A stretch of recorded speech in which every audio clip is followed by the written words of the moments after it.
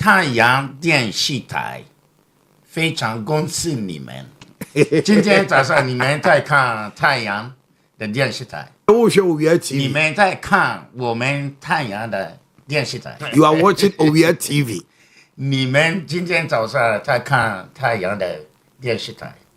bra, my mencha na mencha ye tea for near her for and yaman why would they me huni? Baby, I will be cobia and a standard no well vetino was had the coastal end. Me rested you hano. I had to say them more foreign land. Yamin shell. And when this were do Empire Bonnet said brandino. Ibini abaye kesi abenya global recognition. TV, yes. So say baby Owia. Owia na nyame.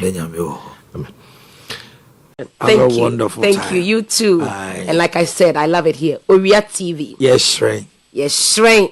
太阳电视台非常恭喜你们。今天早上你们在看太阳的电视台。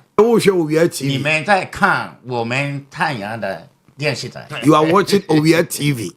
你们今天早上在看太阳的电视台。bra, my mencha na mencha ye tea for near her for and yaman why would they me huni? Baby, I will be cobia and a standard no well vetino was had the coastal end. Me rested you hano. I had to say them more foreign land. Yamin shell. And when this were do Empire Bonnet said brandino. Ibini abaye kesi abenya global recognition. Owia TV, yes. So say baby Owia. Owia na nyame. Thank you. Thank you. You too. And like I said, I love it here. Owia TV. Yes, right. Yes, right. You're truly brightening. Like that. Nyami Shamu. Hello, your friend of mine here, Montie. Your man in the morning. Men na shasiye on 9 February. Ewo Owia TV. Eyo Bible. The morning, the radio morning, the war. Now you hear me, the young for a summer. And dance. Now the 2 women so at their brow. A copy of Sia.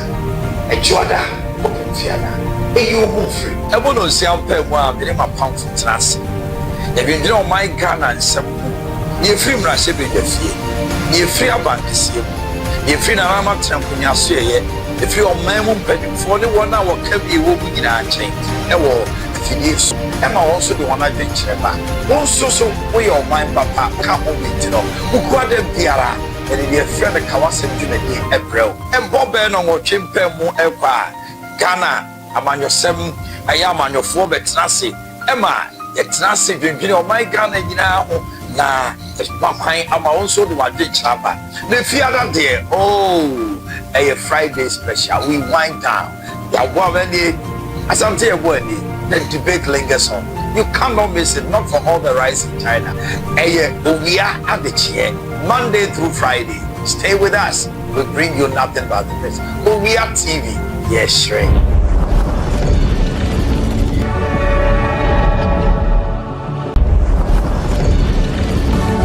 Mo akwa baba Owia kase boso efri juada ekusifiada sawo pe kase bo papa ensama hodo koso e wo Ghana ene ma hodo so dia age sawo hye Owia TV say amanyosem eya gudie mu nsem eye dwaso nsem ye dikadi tie bia ye de bro se ni sitie pepepe babra yemfa bi nka ho na yenyi bi mfim wiase so emu nsem doso radio ni TV ni so obepesa obeti mu nsem nyina Owia kase bo e de bebro be bia wobia anopa nsia ewia from to bre ene enwere nsia bia dedede ajwanya ko aponoma nana kwame achimano pambo kana Yaw Boamah amanfo friend ni bia ene mentra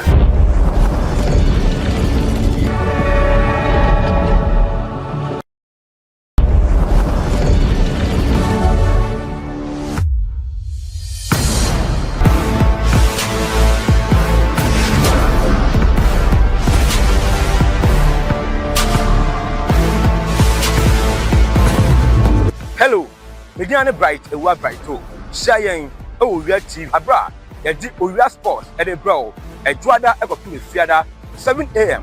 ekopem 7:30 am ye be tena sena fa bude mu nsem nya no ye won nsem e de abrɛw adwada nwumre 7 pm ekopem 8 pm ye tena sia ye be ruram games awodo atodwa over the weekends nya no ye de ho highlight e be bro efiada woni yenhia na enfa Owia sports one up enfa bro games awodo be todwa over the weekend ene ntin e be hia na fei ye de di enkomo ye be hwe the Ghana Premier League Kumasi Asante Koroko Hatsu Fo Konsam Midiama Edwana Stars any team kairi nyina no e don won some live Owia TV Owia TV yes right.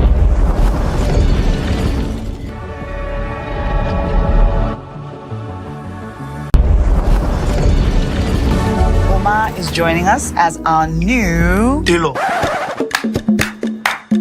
designer.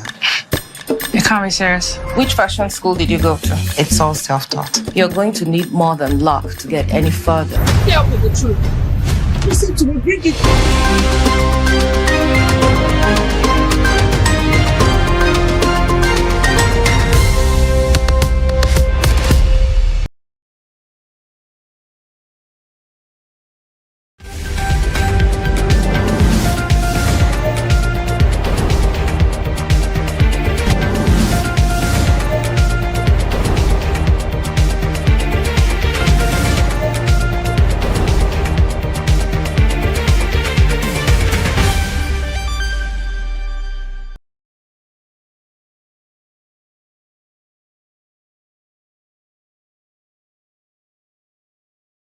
Mama nyina makwaba ya trase bio ewo Owia television so wei eye Montie adwumadie na busuafo ye de ebremo no se de hyehyɛ no afri dwoada de kosi fiada bia ne musia ewo Owia television so oyi se adwumadie etwagu Owia TV so a osaso etienka or precise 105.9 FM precise 105.9 FM so obetienka ewo so efri no me yensa de kosi se no nsia beba yebe sorry ama news team na ba besom atwa so de ye trase ne edi Ghana ho nkomo ye fa Ghana ho adwene to adwene e de efa Ghana ho ewo Owia na se what I say ye nko ya wia no e na eba se de ya oba unya eye onwunu trase na ofa adwene so ya adwene adwendwene so ho ekeka adwene bom e ma ne sipi esita ene adwoada ewom se na holiday de nanso ebraso se yesom yeman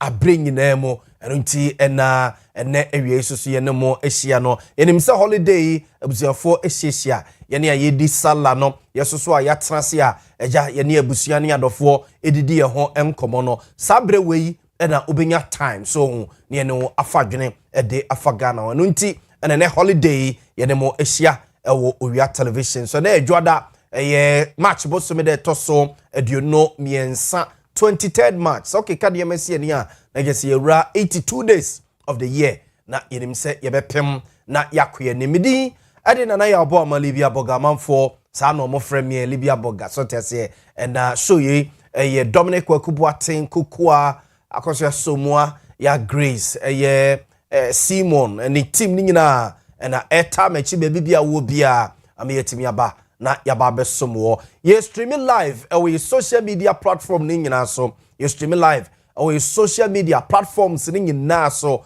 oko Facebook wa na wahwehwe Owia TV oko Facebook wa na wahwehwe Owia TV na se oko TikTok so a na wahwehwe Owia TV official Owia TV official oko YouTube wa Owia TV official ene Owia TV official Owia TV ni nyina yedwumadie ye streaming live or honomo or comment or suggestions or contributions no questions nyina obetimi e dia fa social media no so am yeguso a yedi dwuma no yakenkan e de amount oduru page no eso a so ho subscribe like na e share na e comment se bia me wa hase e na me hwemu so ho na yehunu se ne yesi esom Ghana man ni wiase nyina fa we atrase awie yeso wiase ye wo Ghana ye wo Kumasi obi wo America ohweye obi wo Canada ohweye obi wo Belgium ehweye obi wo Italy ehweye obi wo Qatar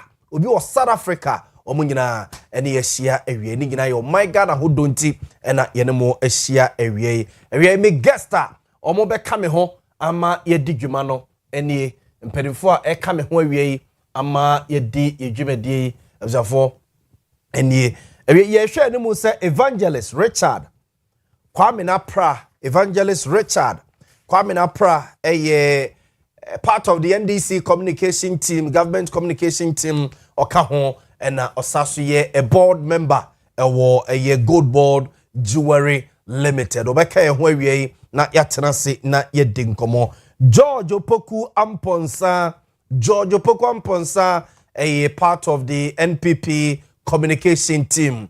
George Obeka ye Osaso ye kwiani so hu Obeka ye na ye di enkomo. And Abraham Boadi, Donald Freno Pullman, Abraham Boadi, Donald Freno Pullman, were former presiding member, a year KMA, a year Reg in Shayeso Assembly member, Reg in Shayeso Assembly member, and no Abraham Boadi, Pullman, a became who fear not yet trase, a dinkomo, a day afagana home, uncommon bedoso pa, and ne. Every way holiday edition and that your day bro no. So question bia na say bibi bia text message na person the Brian ya WhatsApp message no wait me dia 0243220044 so ami akenka dia amount 0243220044 so ami akenkan the amount e odwumedie eso sane da bia ye tenase a ya bobon nsem no so de ote ya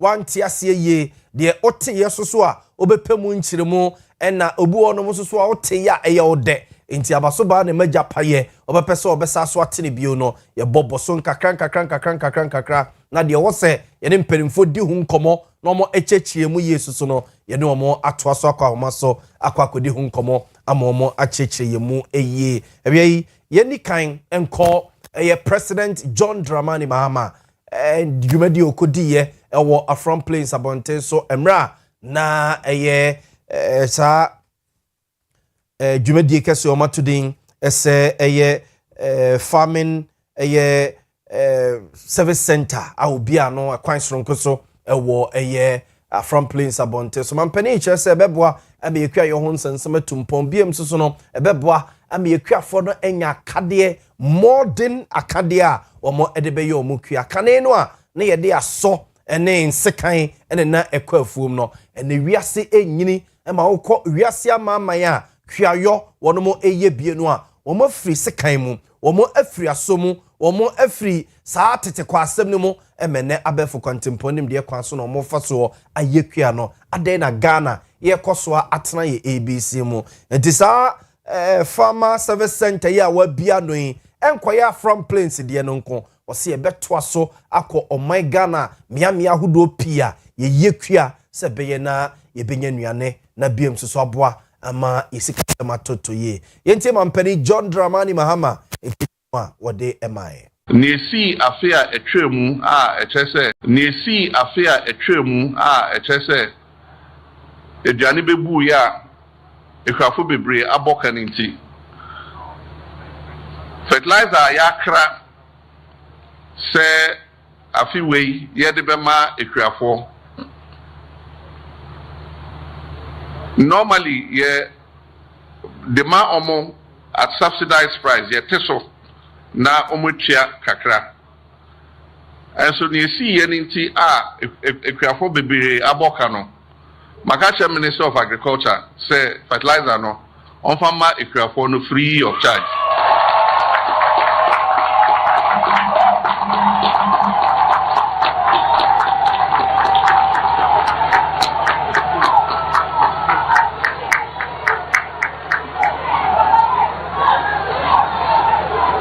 And if we yan ton fertilizer no mamu, ya de be mamu free. Senebeya mubetimi atemoka no so.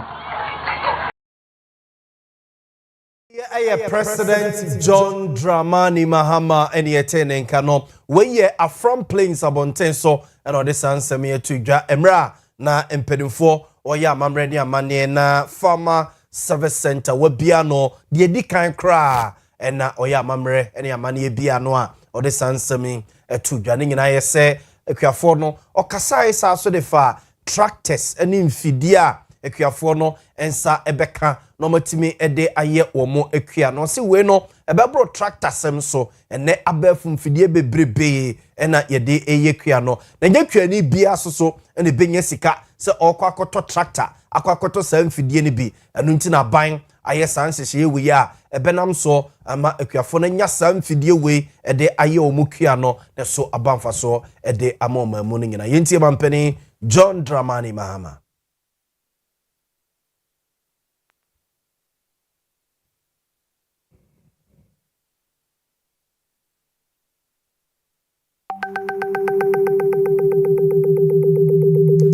Observe na ke ehwe se yebenya mampani John Dramani Mahama ne nsemo kan ye de fa tractor de mfidie no kwan ombe fa so a ebeboa kwayo ho nsensem ama no etumpo no na ke ehwe se yebenya eye eno ede amamo yento aso yeguso a yehwe se yensa ebeka no yento aso na yenko yenim yeto aso na yakoyenim no owura Musa Dankwa eye poster papai ona yepene kwanchefo eda Global Info Analytics ano ona yepene kwanchefo eda Global Info Analytics ano na owura Musa Dankwa aye survey bi emene or the survey ni nsunsanso aba betu dwase baby a MPP amanyoko ni gira sese no enye kra osese ne ofa mrantie ene mabawa no a no ena eda eye TV ni so no party affiliations national and swing regions as of March 2028 March ya ye wom ya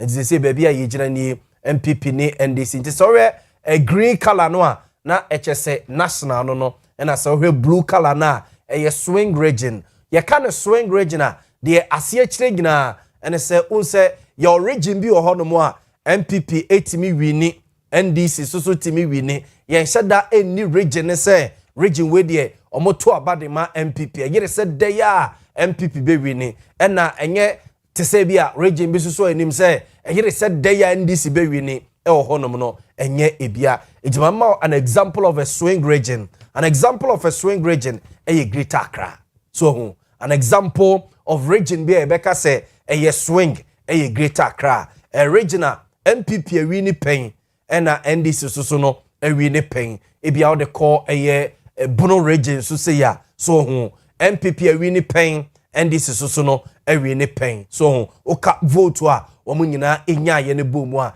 it is our swing regions no and a ura Musa Dankwa se sani ye niema esikika ko edema MPP amanyoko no eni enya se amanfo do a omo ewo edema party no tete a ena etete ede ekofom na ochre se okeka ne emesi eni a amanfo sani amanfo esi nipadodo no a edo pa no akwakodi NDC for ensem titiru ba kokro kan ye eye Gen Zs no emrantie ene mabawa no so hu o se dodo no ado akwakodi eye about 50% efili edige NDC more than eye MPP na about 20-30% so no epe eye NPP asem ora Musa Dankwa echechensemu ne survey we ene ni padodo no omo kasa ye ene hawa omusi ba this conclusion na no Musa Dankwa achechemu sei na yenti no. We ask people to tell us which parties they normally vote for, or they normally vote for, or they say they belong to. Not a member, just a party that you affiliate with.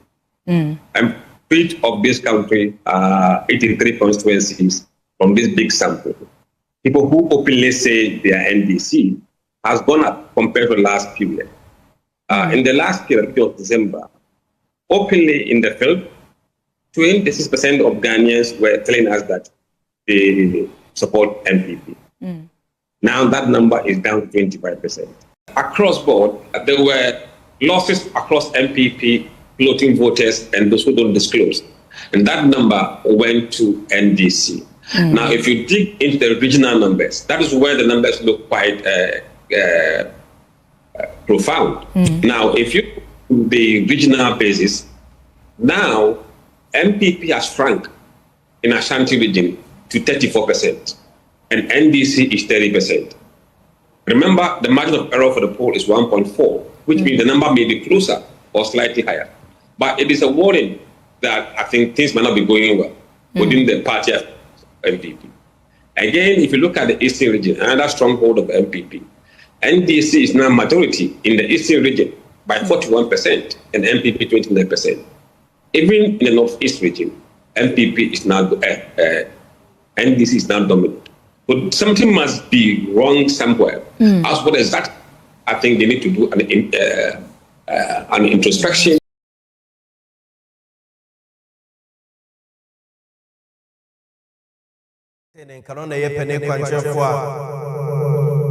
Oda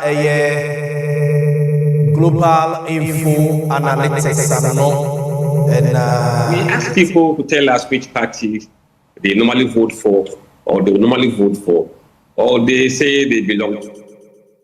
We Ura Musadankwa and Yetin Kai or no any penny quanche for that global info analytics and no Nina a Sovia way yenana Osha or say ye kwatoba in 2024 no na NPP ni number 37% and na NDC ewobe 33% na NPP and number 37% and na NDC and in number 33%. But right after battle no any baby ayaba bejina say no or say oko eswatete ma NPP free 33% no about 25%.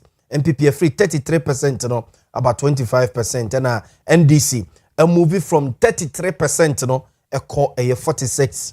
46%. And I just say support base, you know. Unze ana ye kwa kotoa ba ye kase o MPP ni NDC no so ka omo supporters no madofo nyina bomu a omo obe 40% bi egugu dem ni ade a aka floating voters ne nipa bi a omo nseda nye no nyi omo nim say me support MPP ana say me support NDC ne no ena Owura Musa Dankwa echese baby a yaba begina no na ohwe graph here that screen yeso a baby a okase swing region no sene na me ma example say one example of sa swing regions no Greater Accra, another example Central region, another example Central region, another one so Western region so homo said that your region yinim se chinchina omo to aba de kwa ha sei we so to aba de ko sei unlike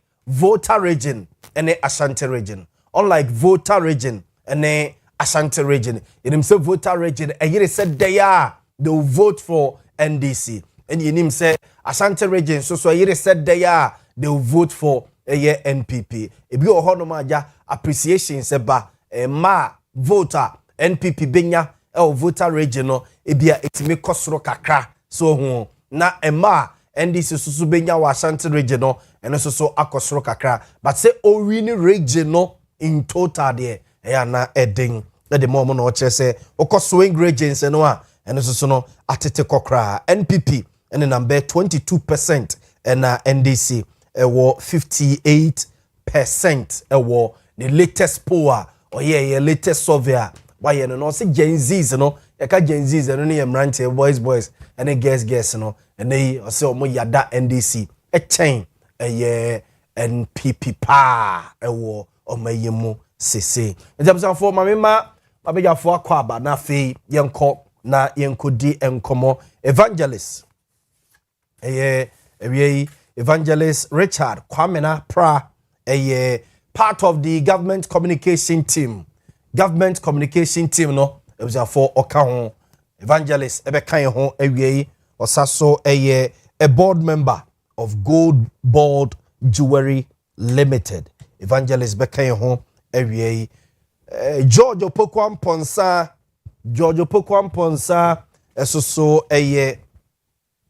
part of the NPP communication team and osaso yekuani George eso ebekan ho awie ama yedi enkomo Honorable Richard, Honorable Abraham Boadi, the donor friend Opoman so a former presiding member, a region, KMA, was also assembly member, a region share so becoming home area ama yedi enkomo na ye discussion no yensem no ebegina niema be enan eso bako ebeye your SIM card re-registration ya ye ba be ye.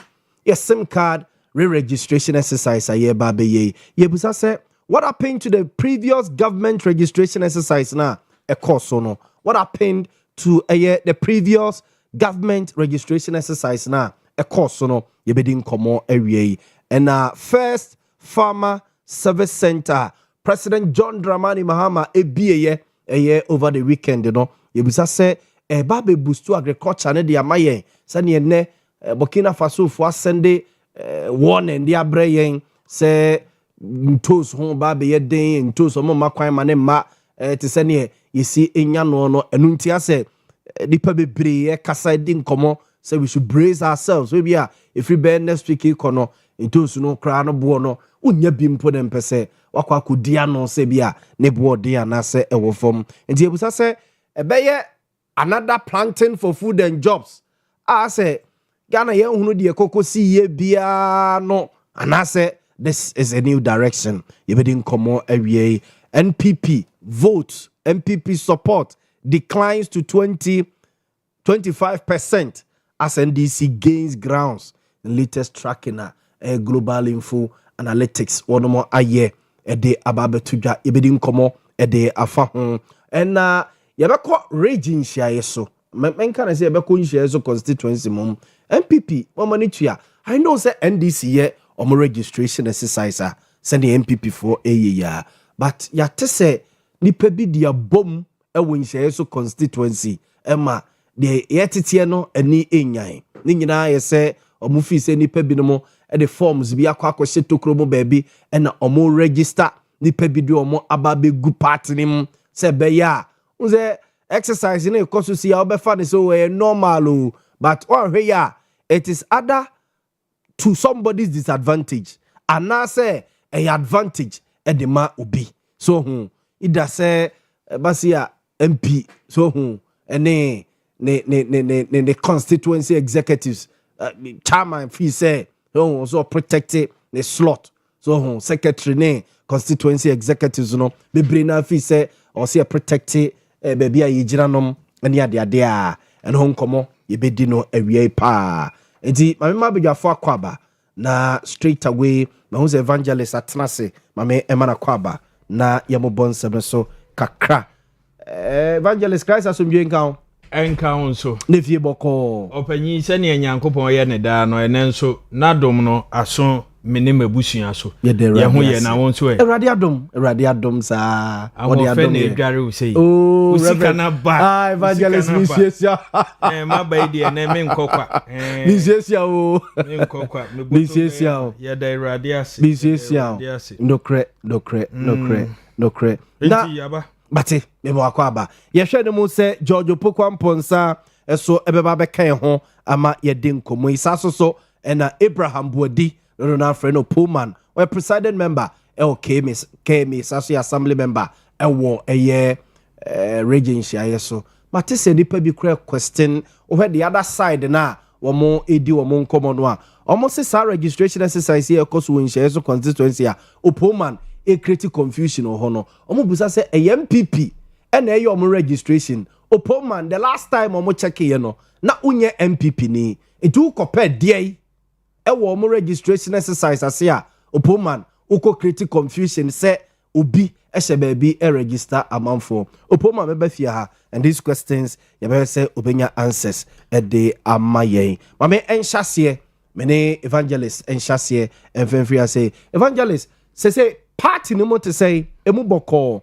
me kai say a couple of weeks ago na pressure na ekukura na eba no na ano de pa the grassroots fee say omo manya appointment ni bi wono mo a omo from okra bi mfa say bako kra metie ye say omo a no mo nim say omo ye party for omo nya appointment no say kra de omo akofa MPP for no omo wo fie no ayonko no omo MPP for no na egro instead of ne party for any recruitment exercise ekofa de baye say de mu to say evangelist yo senior medase na memfasa akwan we so na yenche Proverbs 3 verse 5 or say trust in the Lord with all your heart and lean not on your own understanding. Amen. Yemfa yakuma nyina nje Awurade ndi mema yemfa ye ho nto yente ase so. Yente ase limited nipa ehunu mu ye limited nyankopon ko ananim bibia nti yemfa ntu ye hofo. Opanyi medase NDC mu de mu ede bibia de dadin but aye dodowo enhia mu ne ye ho nsem ne ade no anya mente me ho ase once na ho a wo bete se bibisa apagya no mu yenso NDC ya started registration of new members 10 February and ye sha se be wie 30th March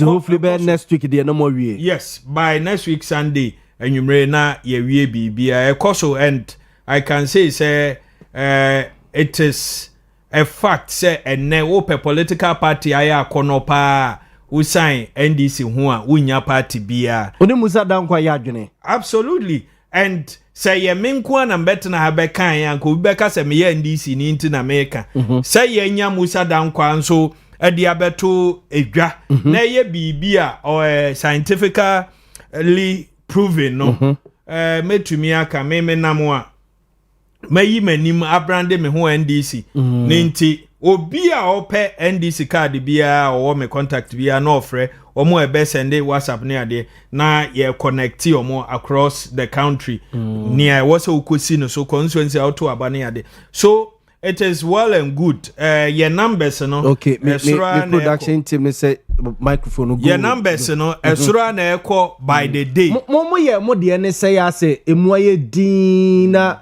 as a muniano MPP for the na spark kakre mo de mo ye ne say yeah every political party ewo timetable or dey ye de no mpanyine tina ase no omo ye say ye no 10 February na 30th ye close ye wie the next way ye say ye be audit register no ahwe ye nuanom a dada ebinum afim ebi atutu akwan ne ade no ne ye clean register no ye wie ne ye open for branch elections na ubisa say then ye I believe say the system no ye biemu ya bo hu de rule everybody knows say emre ni nie den a wo kɔ form ho a one or two issues ewo ho HS kakra beba ejina leadership ewo ho no minim coming from inshia so ye register na chair yeah na wo say ye national chairman eba na oni omubedi enkomo na mpanyifo be trainee omo ne omo be kasa say yemfa nko en na delay kakra bi na eba constituency no nso executives no nso hodu na kakra ya ka ho asem se ne wo se ye ka I know say by now all the books echo from ho omo register and I don't see why control within samre enye elections na ya ede heat eba samre obi a opese ode no don party no kona control within samre na yen MPP for no friend polling station yen friend branches yes executives na won samre na chairman bi oho onu su di ne chairman book na akodi ne nsem betro di ehwo na onu so anim onyam kakra obi afra ne chairman secretary enso ochro di ne ne ade samre na omo so edi omo post inti wo ye bibia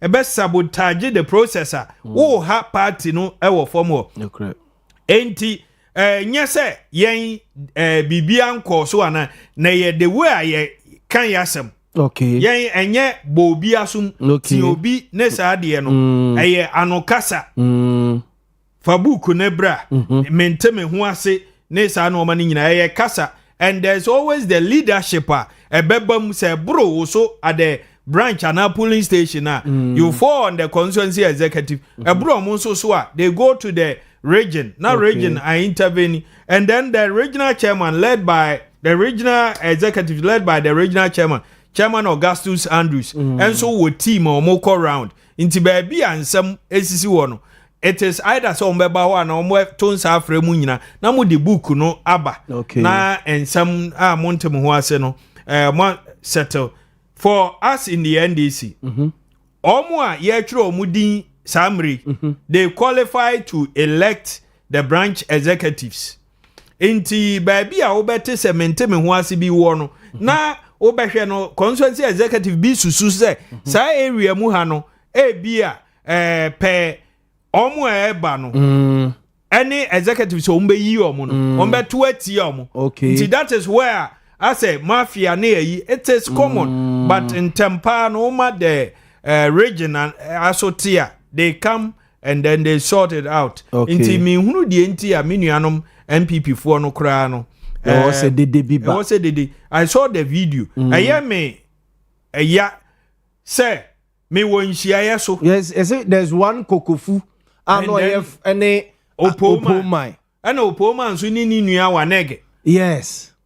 Omo na yes ade no na me ko hu video no won kran. I caught viral.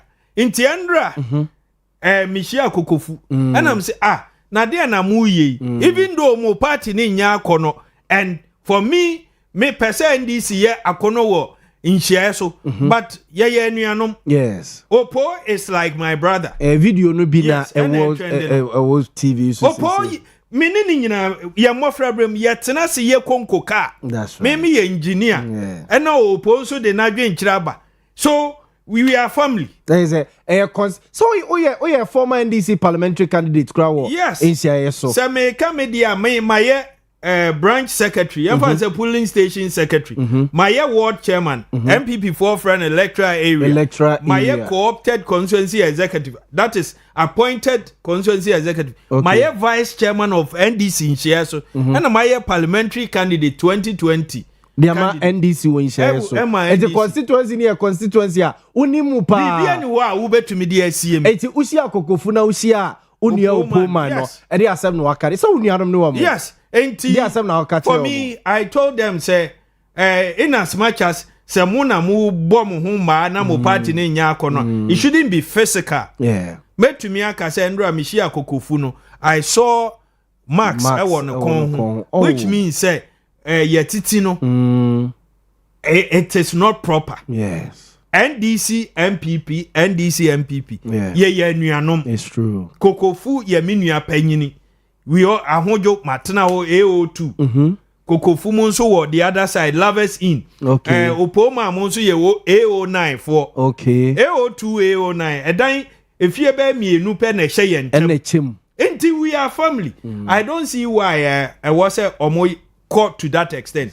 Obi a party no open no matchro ni din. Why do you think so obi ye bibi kokofu nso wo no ne fie ho omufie a big compound e wa no mo aye omo no ma bebre ye impo ye meetings bi we are able to go there ne ba ho no yes mahu lovers in mahu ye bogus in omo nyina asaso enti kokofu yard no but NDC to me koye meeting wo ho MPP to ye meeting wo ho say trobi koso na ye mo ho a any kwan say e kokodru this I say opoma no beba e wo see ebisa no man kire mu de enti a oye de oye ana man panyina ote wo no nso oka omo executives no constituency executives polling station executives oye panyina afi it's no senka at least omo do money to no nenka whatever esi bia no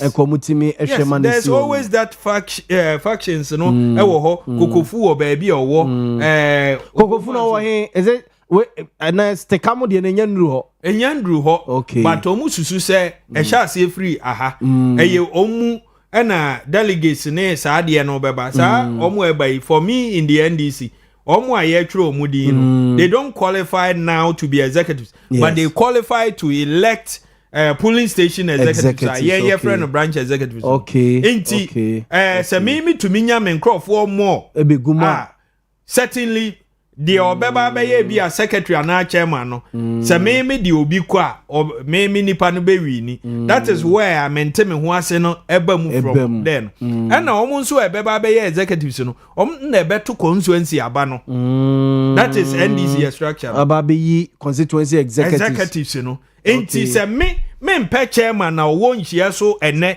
which I don't like wayɛ n'adwuma he must go enti ɛwɔ sɛ mani di saa process wei akyi meyi mani a ketua bi koraa ɔno yɛ sɛ ɔmma nkurɔfoɔ bi register wokɔ a oh book ni yɛ hunu ni adeɛ they can frustrate you obi a ɔba foforɔ no ɔfrɛ 1 2 na wɛntumi anya positive response the ɔpa no sɛ ne din bɛkɔ book no but wotrotro no 1 2 a ɔbɛka sɛ it's not even worth it mami pɛ baby ntina nti for us in the NDC me ka sɛ the process is going on however we are trying to address it na minim sɛ yenwie no we will know the numbers abɛka ho and I can say NDC in Inshia so is very attractive and President Mahama ne adwuma pa all year no ebi nso akaye anya Inshia so for ye $60 10 cedis 12 cedis ni ade no ye nyina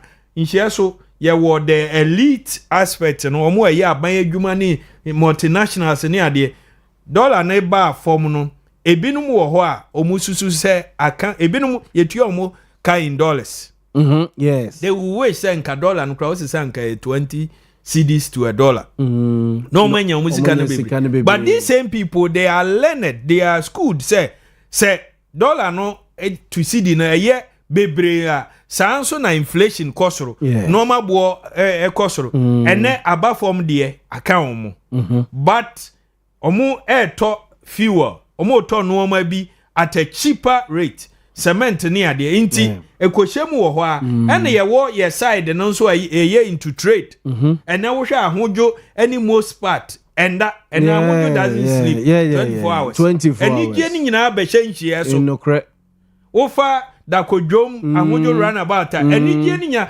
banners recondos ni nyina so nhie so has taking that a year first na nka ye bantama ene nchie so abi nti President Mahama nhihye no patase cross so nchie patase high street patase high street ni nyina bebi abe santase onyina eye nchie so nti ene nchie so nka enim se nka traffic nchie da ni bebi aye choke yes it's true enwumre everybody is coming to nchie so nti economy ni gina boa yen so ayedi dwa ewo nhie so ne ye nuanom no development ana yakwan no so ye biebiem Santase runabout to ahojo runabout ye biem akan ye nuanom bi no yes omo ana e wo Santase wo settlement bi akan omo but it is for the good of Inshia so nuanom car dealers ya fitafuo ni car dealers e wo kwan no ho nyina akan omo nyina but omu nim say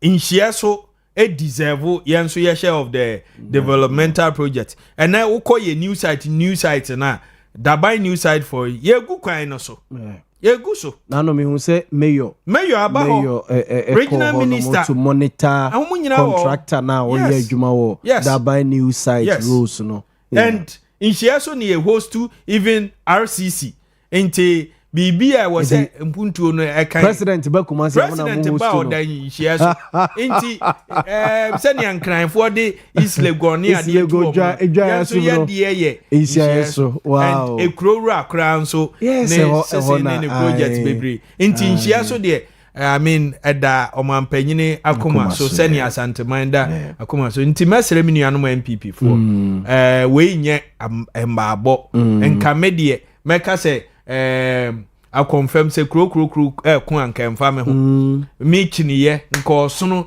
na ekono ntokwa but at the end of the day we are family a year ni sa no ma ba na obehwe a the way a ye nyina ye hia NDC ni to a MPP ba ye ware a me ware MPP for mu kwa yie wo ba bi but omu di speed bedru answer ye pon wow omu so to badin ni ade a ye nyina ye tim I mean it's beautiful nti mesere omu omuma bibia nye boko ye den a ye benya camps ye normal obi a woni interest omuma bibia nye adwobrel emaye mate observe ni din the evangelist ye Richard Pra na yete no enka no NDC Ashanti Region Communication Team no we integral member and government communication team so no oka ho ene ye no edi enkomo ewo efia hey ye hwe ne mo se honorable Abraham Bodi Opoman eba bɛka ho ama yɛdi sɛ adwuma yi sa so ɛna George Opoku Amponsa ɛso so ɛbɛka ho awie ama yɛdi dwuma no ma menkenka mo messages ne kakra or say watching you live from Kase. The NDC is the only party that can build this country and everything is clear. No wonder fertilizers will be given to our farmers for free. Roads and hospitals construction ongoing. Development everywhere in the country. We need to re-register our SIM cards to avoid fraud and scams. So say greetings to Evangelist Richard Pra, Chairman, Nana Kwesi, Asokwa MC, Honorable Amo Kamel, your friend Isaac Ayaba Kase. Wow, Isaac Ayaba Kase, and on the way ebaye. Also so beti me at the wodie abe join ye na ya kenkan at the amount baby a will be so home. Evangelist me busawa about your friend is saying security recruitment, yes. And the agitations be at the buy our party and also so you didn't yeah. Ansana mama George Akwaba George Akwaba okay ni na ho ye yakopado me the radiase the radiase me ne minu apani na eba me ni age saa te se de yegu me fufuo so o sa adeja oh me ne na yonko fa twam he's a brother okay is the evangelist yes security recruitment here kofa de ba ye yes yenim se emabunu adwuma eyade a eha oman yi ohwa President John Dramani Mahama the first time okono oja unemployment rate around 8.7%. Nanado dankwa in 2022 yehwe na 15.7 near chiri enti yehwe mabunu no bo se yeba wondwuma yade a edaya kuma so ne yebehwe se umenya adwuma nti ohwa President John Dramani Mahama oba yi ne nhihye oye nyina ye ndwuma yede NAP National Apprenticeship Program aba yede programs bebre na aba na manfo nso ubisa se 24-hour economy enne yetumi ede bill na ko parliament ya pass it into an act into enonso aba but ayen nhihye a nkakra ye ko some institutions even state institutions enetema port near there passport office or department ye print near the most institution DVLA tema omo run 24 hours obehwe no na nipa add to it no I know say passport office for nipa 100 na ka ho yes den a nipa ba kokura nya adwuma it's a chain ebusuan ni nyina depend on that person numbers no form and 24-hour economy nso thrives one of the pillars here security inti na hu behia say every year be before up your security force inti President Mahama mponjihye mu waye ne say nka the first 4 years here ye womu ya befa 20,000 because ofa aban adwumafo you need to also look at o budget ne o personal because unya fa ne wia na katua ne hye ase a until so obeko pension ni nyina ne enho adodode ni nyina wo say utumi cater for inti this year ye bie na number ye betumi afa no ye 5,000 na omo apply ne ye 506,000 minimum ebinum nso a eto forms 4 nipa ba kwinti u scale ni nyina down you still get more than 400,000 a huge na ye party for no so munya slot say yes 22 be buy and na say ne edru baby na say e ko lock wo baby o man timi am anguram and e ko create agitation so evangelist munya say munya 2 I get emotional when in share so ne slot buy asamba there was a party enya no ye cheye nche so nya ne de ni ncheye mu no ena ede ohaw ebaye nia otie adwam susu se ono na bre enti samiensa ne baye a matumi de na esoro ho na wensu atuni de ne we atuni de meyi me dia wonso giwe ugiwe enti na endru form ho sania yesi hwehwe no but whichever way no eyeden a nipa enyaye oye NDC ni I wish senke ba ye nyina ye bete se slot e ba 5 na aba ekwan be so na ye be ye be kɔ form ho kwaku ananse wade bi a memani gye ho one ne mba tɔ aduane ma ne mba kwaku ananse wie na ɔde ne nsasam ne bo na ne ma no hu sɛ papa enya bi so onya ne ma ne sympathy and ye intakuma no wa twa we kakra no we atwa at the end of the day kwaku ananse nya more than all of them. Yes, that is what I was expecting. But when ye kwaku ananse o wonchie so no e ba ya no watena so no watu ni de inti enru form. Okay, party for no bebre enye happy with ekwan akono. Okay, but for me yakasa omo akoso akasa mebo omo abaso they should keep talking. Yanya mo aba keep talking. The enye ne yenka menso as obia medi party na nim ni ade akokon ni ade menso me de mano betum se ekwan was say fa so ne emfa. At the end of the day nipa na kuma edin sen kura ompe dimbo usuro dimbo. Yes, men who say a normal S and that is what we need. At the chairman fa say edru ho ne yekoto aba no a me meka say wa several 3 times onkoje na home party ni nya ne dia NDC chairman owo nhia so he knows my stand onkoje na home wako say 3 times as constituency chairman ba kokura the last one oko no post ni ade ye me na ye adwuma I served under him as vice chairman ni ade I know his strength, I know his weaknesses eye nsuo echere toamu a eyi hwa ye obetumi aya na wayi na evangelist mo de maso tuto form obesa akobie ma na o se oba biom o se obaba biom but mo fi say me susu say ne waye no onfansi he ya no nkoje na home very powerful from ra at least wanya appointment onkoye na adwuma o appreciate you together with my parliamentary candidate o appreciate vote wo in so pa na in so there's been that progression. Okay, Dr. Samuel Sapo nyamenfa ne kransi obaye obe pick from 5,000 there about or they call 9,600. Okay, emreso yemen so me buy me be pick it from 9,600 to 11,800 for the president. Okay, that is close to about 12,000. Yes. Okay. Fosti na there in so buy or by for free 11,000 or they call 13,000. You can see that progression. No. But for me, we still to me I am more than we are doing now. Okay. And I'm not a prophet. One day in Shiaso NDC will take in Shiaso seat. Green. Very soon. In Shiaso. Very soon. Say ye omo an Shiaso da omo akoma so. No mbeku omo ho senia me ba mbe ye ya. I yenya nipa be 10-20 kokra ebeku omo de omo resources no mbibia be hjem. Ya beje seat no.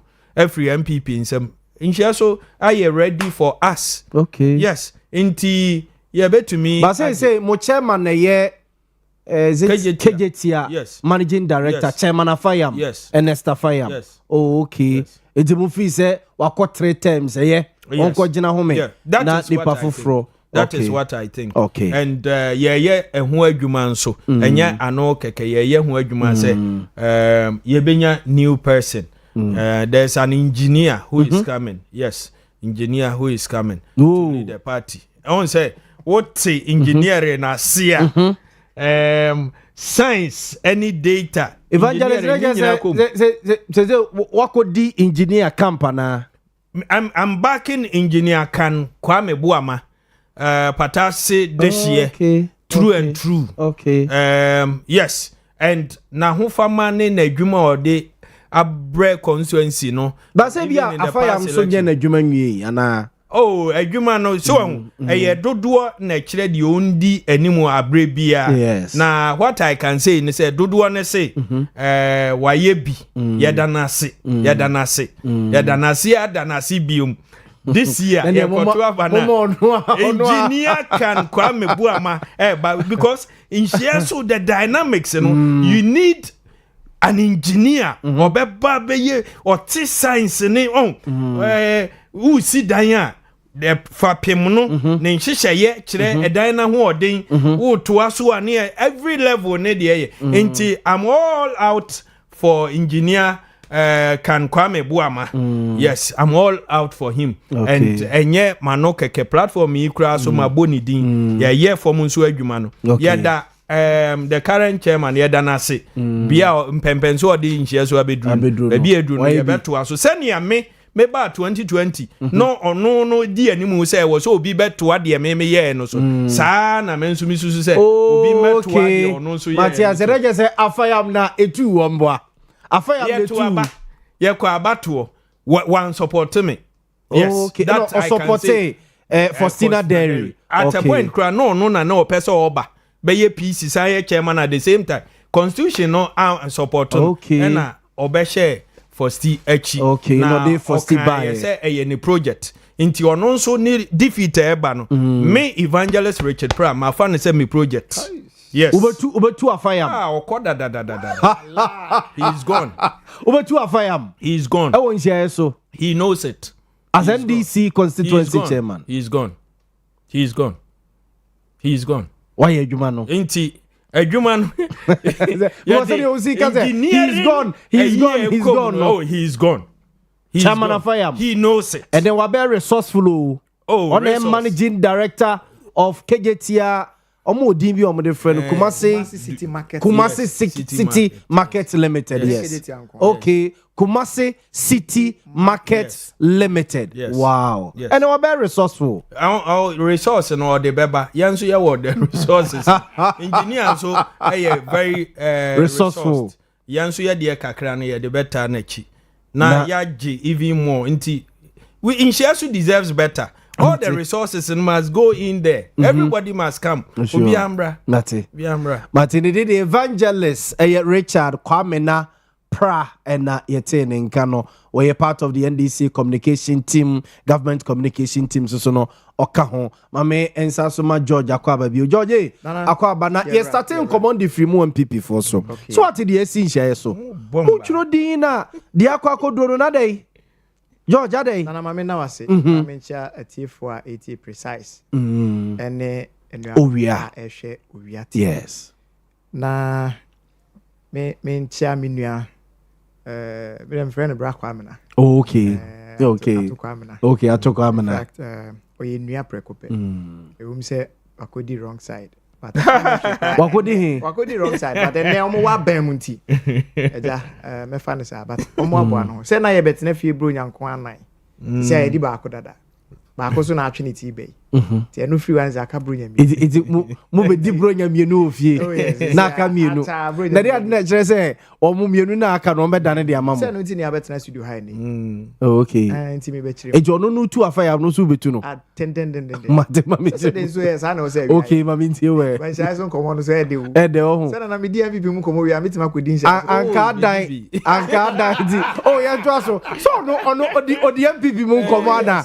ye di be run share so ye di be run DC meka bi because share so de wo hwe me boss a late constituency oh yes na Kumasi na MPP na me susu se chairman jo card ni ho a ese so mo kwa agina na mabua say ye de yera Michael Isel Mills ebe chairman e won share so constituency MPP di ma sem na America okay yes Isel Mills oh yes constituency secretary yes ono na eba as constituency chairman okay to share share so constituency said the okay it currently MPP any chairman will share so first vice no na or act okay because you card the free oh yeah okay the mate say oba me wa hoto so say e be page a party nanim share party no ho to na Isel dey when they be contesting no oh say ese obi contesting no enipa bi wo ha no wakotie motivational speeches nti obeba be contest you okay mate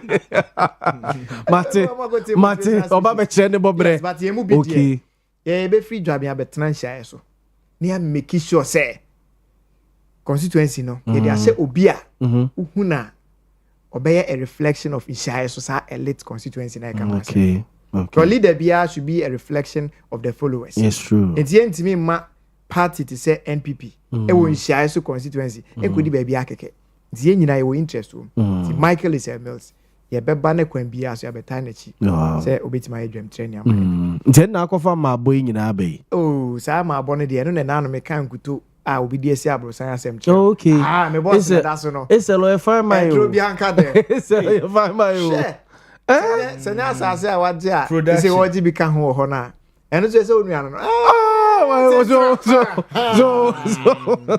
so ba o nana oso ba me de ento yeah the god is ababa o David me de ende ye ko barber shop a ye nche no ma wie adwuma yi ni aso yakọ ise mu mienu nyina mo ye me papa nkrofo ni bia se papa na ono wo jene de okay ba me tiri yeye fa me maame okay maame side we side ni bi ni ho because me twem 40 am hu e de reze eno anu de no kre ka quarter plot oh ka ayiditi sanete enti shaye so de me bom paye se edu wa oh esa minim se oko chairman no ene unu amaka chero wow wow we are communal labor in the firm yes afenso what is secretary for how many so on credit oni jokada na toaswa oh okay wasom ti baby adu ni de was we dey wapon ho wa graduate na say adwuma su akra oh yes na mfiemiensa no wapon and said the wasum yes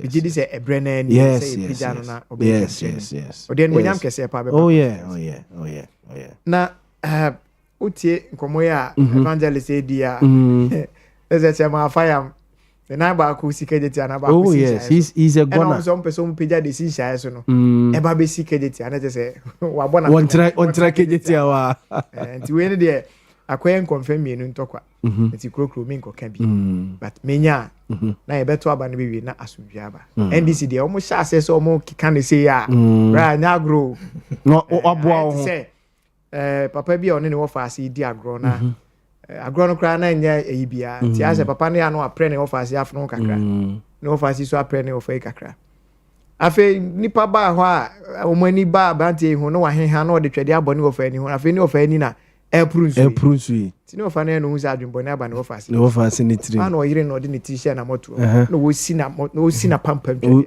woso fa ukumi wasikwa ku yire hu na dane ntokwa mo ye na no de o sa ase asa bro like to e bi no boza adane ntokwa ti Mr. Evangelist se mo mananya boko wo na o se de na si wo nshai so emo ko chochuru din keke e na adane maboya sese opomai e na ode squad akọ kokofufie se omo churu din e woni fie me wan de Evangelist scratch mu sisi e kire se that particular place, you know, bia both MPP and NDC for you know. It's an say very spacious, you know, omo eyusu the omo electoral activities, you know. It is hard, you know, was needless crass AC. Emma Kukufu, yes, na funu hu nyina etitino ne ade ade. Opoman MPP ni.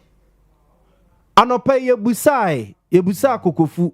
Na me kra na me say ye pe since SL constituency secretary that's so ye. He yes ni epesi ye hunu say opomo I want for busa question say opoman and aso ye MPP ni ana program so panel so yes it's not percent ka obetimi be clarify side oba but me nim me say oba movement for change na opoman because me nim say opoman ye MPP ni back there me untimi nchire no okay all free mu no me but all ba no mente ho asem mate enti ene de ono abetu na numutu na opo brand say mame mo odinidi na opo akwaba na ho ye boko we chiri nsem de bebiri but de trans mame George twaso kwago brand so mame what trans yo opo hani aka chiro no opo oye MPP ni ye nyina ye busa sa oye MPP ni sa na we me yedi almost say nano ufri party nim ekwa afafranto ekwa ye adwuma campaign yi mu nyina elections nim nyina e de mafafranto ti MPP trotro mu din a opoma ekopede sa na manfo busa anopa krasi ye frɛ kokofu busa the same thing say opoma na ono ye MPP ni uni mama so we are aware of former MPP you already enye ni nyina na me nim offered me pacho Dominic mon palace ni mame opoma ndi o Omo MPP de krata aba bonte say omo free party no mo kwa afrafranto into omo yi omo di me emum de manhu di ma will produce and your listing. Okay. Secondly, when you do politics, movement is part of partisan politics. Movement as in we can form external movement and internal movement. My friends, we form a movement according to political theory. We form a movement to fight against the wrongdoings of our leaders. I think you are aware. So, and this is what we done. And a party no so chese wa wo be sorry atia party ni bia so no. Yes ana mo. Ekuo bia wo bia. Party ni nyoma eye no enye. Ma party ni nwene. Party no di nchichemu aba ye yi bi frim. Enye party ni mra no no. Libya Boga, me I'm not afraid of leaving MPP. Some say me can one me letter. Majority of party people need me. Sir. Omo me letter. Send you to me my letter see you where I'll go. Na party near the heaven. Na the end menya wo. But me party me sorry. MPP omo mo te seme no. Ye nru 10 Kennedy Japan come to. Remember ni we to Obaba straight. We all say Obaba complete. George wa uni a George. Any free akosisia. Problems obey ni su obesu no. But was so party for all because of position. He knew very well say nyoma ekonye. Ono odi ye dinner on this one. Wo de Owia. Oni nem fa chire ha. Mo chire ha. Na be hu sam obeka chiro. He's not bold enough to say the American be. But he knew very well say nyoma enkoye. But upon na mo se mu ye ni ya, mu chiro di kekei. Do you know why? Kokofu person or contest of coordinator. Montie when you did prepare the base, when you never to 5-5. Montie yeah, I'm a 5-5. Na evangelist say chechrim say. I'm a 5-5 na be to coordinators. I'm a to executive. Eti Kokofu person or coordinator. Me to make first vice chairman. Also be call first vice chairman. I'm going to see you at the other one. Me go first vice chairman. And I'm going to me din. Oko so bibia ko smooth. Na me call me back you pull my by ni jaba. Uko tro din no. Tell na my ID card me bibia. France no. Clinic. Sir. Meaning the first polling station chairman. I want to clinic. Time I change from to transparent. That time George Kron to be your polling agent. Ne ma me be ka sekoda because changing from military rule to democratic rule. Now me of my first your friend say SS. Nipa say na bet ma catch up masom kwaya politics. Lydia Boga party no. Omo mtete ye no. Omo na tie party no. I am a son of Dr. Anani, a son of Kufo. Majority of party executive from head to toe. Pi ni mi njine ti bi nyina ka party na say. Me production team list omo di amaye di omo say na no hinin to former Denta MP Yaw Boamah Samoa, former Medina MP Boniface Abubakar Sadiq, Hope Senator that is Opoma anu we nyina ye popular pe. Omunya popular nse me. Omunya popular nse. Debi na say omunya. Eti usi Koko Oma home. Enti usi Koko fu ko coordinator. And na wo first vice. First vice. Ewo insia so. Enti say ya de what has a intro we got to do with my positions? I'm not intro for we never to obey nipa 5 na from police station executives. Oh, okay. The NDC some friend a branch, you know. Yes. Okay. It's wireless, no. No try ne yere ne ma mi nuanom. It means to say me be a card bearing member and na to send your okotro dia uwanya okadi say to about polling station or number 2 polling station executives. Okay. And now you prepare nipa ni maso. So also pre-chairman. Also pre-MP. No I'm prepare base here. Nipa 5-5 ebe to abayi MP no am na ebe yi. Okay. Matia say. And to no dia kwose fie. There were 8 polling stations. 8 polling stations there were hojo. Minya proud onimo. Yes, no bobo so kire. O ka kire say. But pra so ka kire say. This particular place here muko ye dede. You see, pra cross NDC form a todo be your meeting or Mosusu MPP be your meeting on. It is almost share say bia. Say polling station. Masa yen ka polling station. Can law. Okay, Mate. We are not here for emotions. We are talking about law. Party ni mra ba was saying. Was it registration yanya wa hen? Polling station. But your polling station. Media minim. Na masa say my am okay. A polling station. Me I believe in law. Me no ya me pemra. Mate say. Was it yan register of polling stations. It is officer. Nipa no kone ma pra. Lovers ni oasis. Distance you say. Don't throw. Ti senye trimu popi no obi aboto okowiem. Aden can fan go oasis. Go oasis your polling station. Okay. I want to the space in the song. Eso. Tell them nipa ni kose ni fie. Enti all prepare base no. No atro na yire nom ni na busu ene MPP your polling station. George na ntimi nka.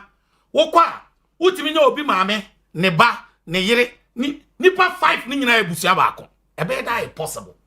Opa yem antom abanhwe sesa nkrofo ni benya bia. Eno no omso election. In my life, what I'm not afraid of election. Abato. Appointment crowd ya mempe. Ya na openo. Ya yire utodo. Uza appointment ya say wonni ho. Ba me call election na me weni a. Ma weni. Majority na di maba. Ene di waba. You can't control me. So to me pay elections. Essay.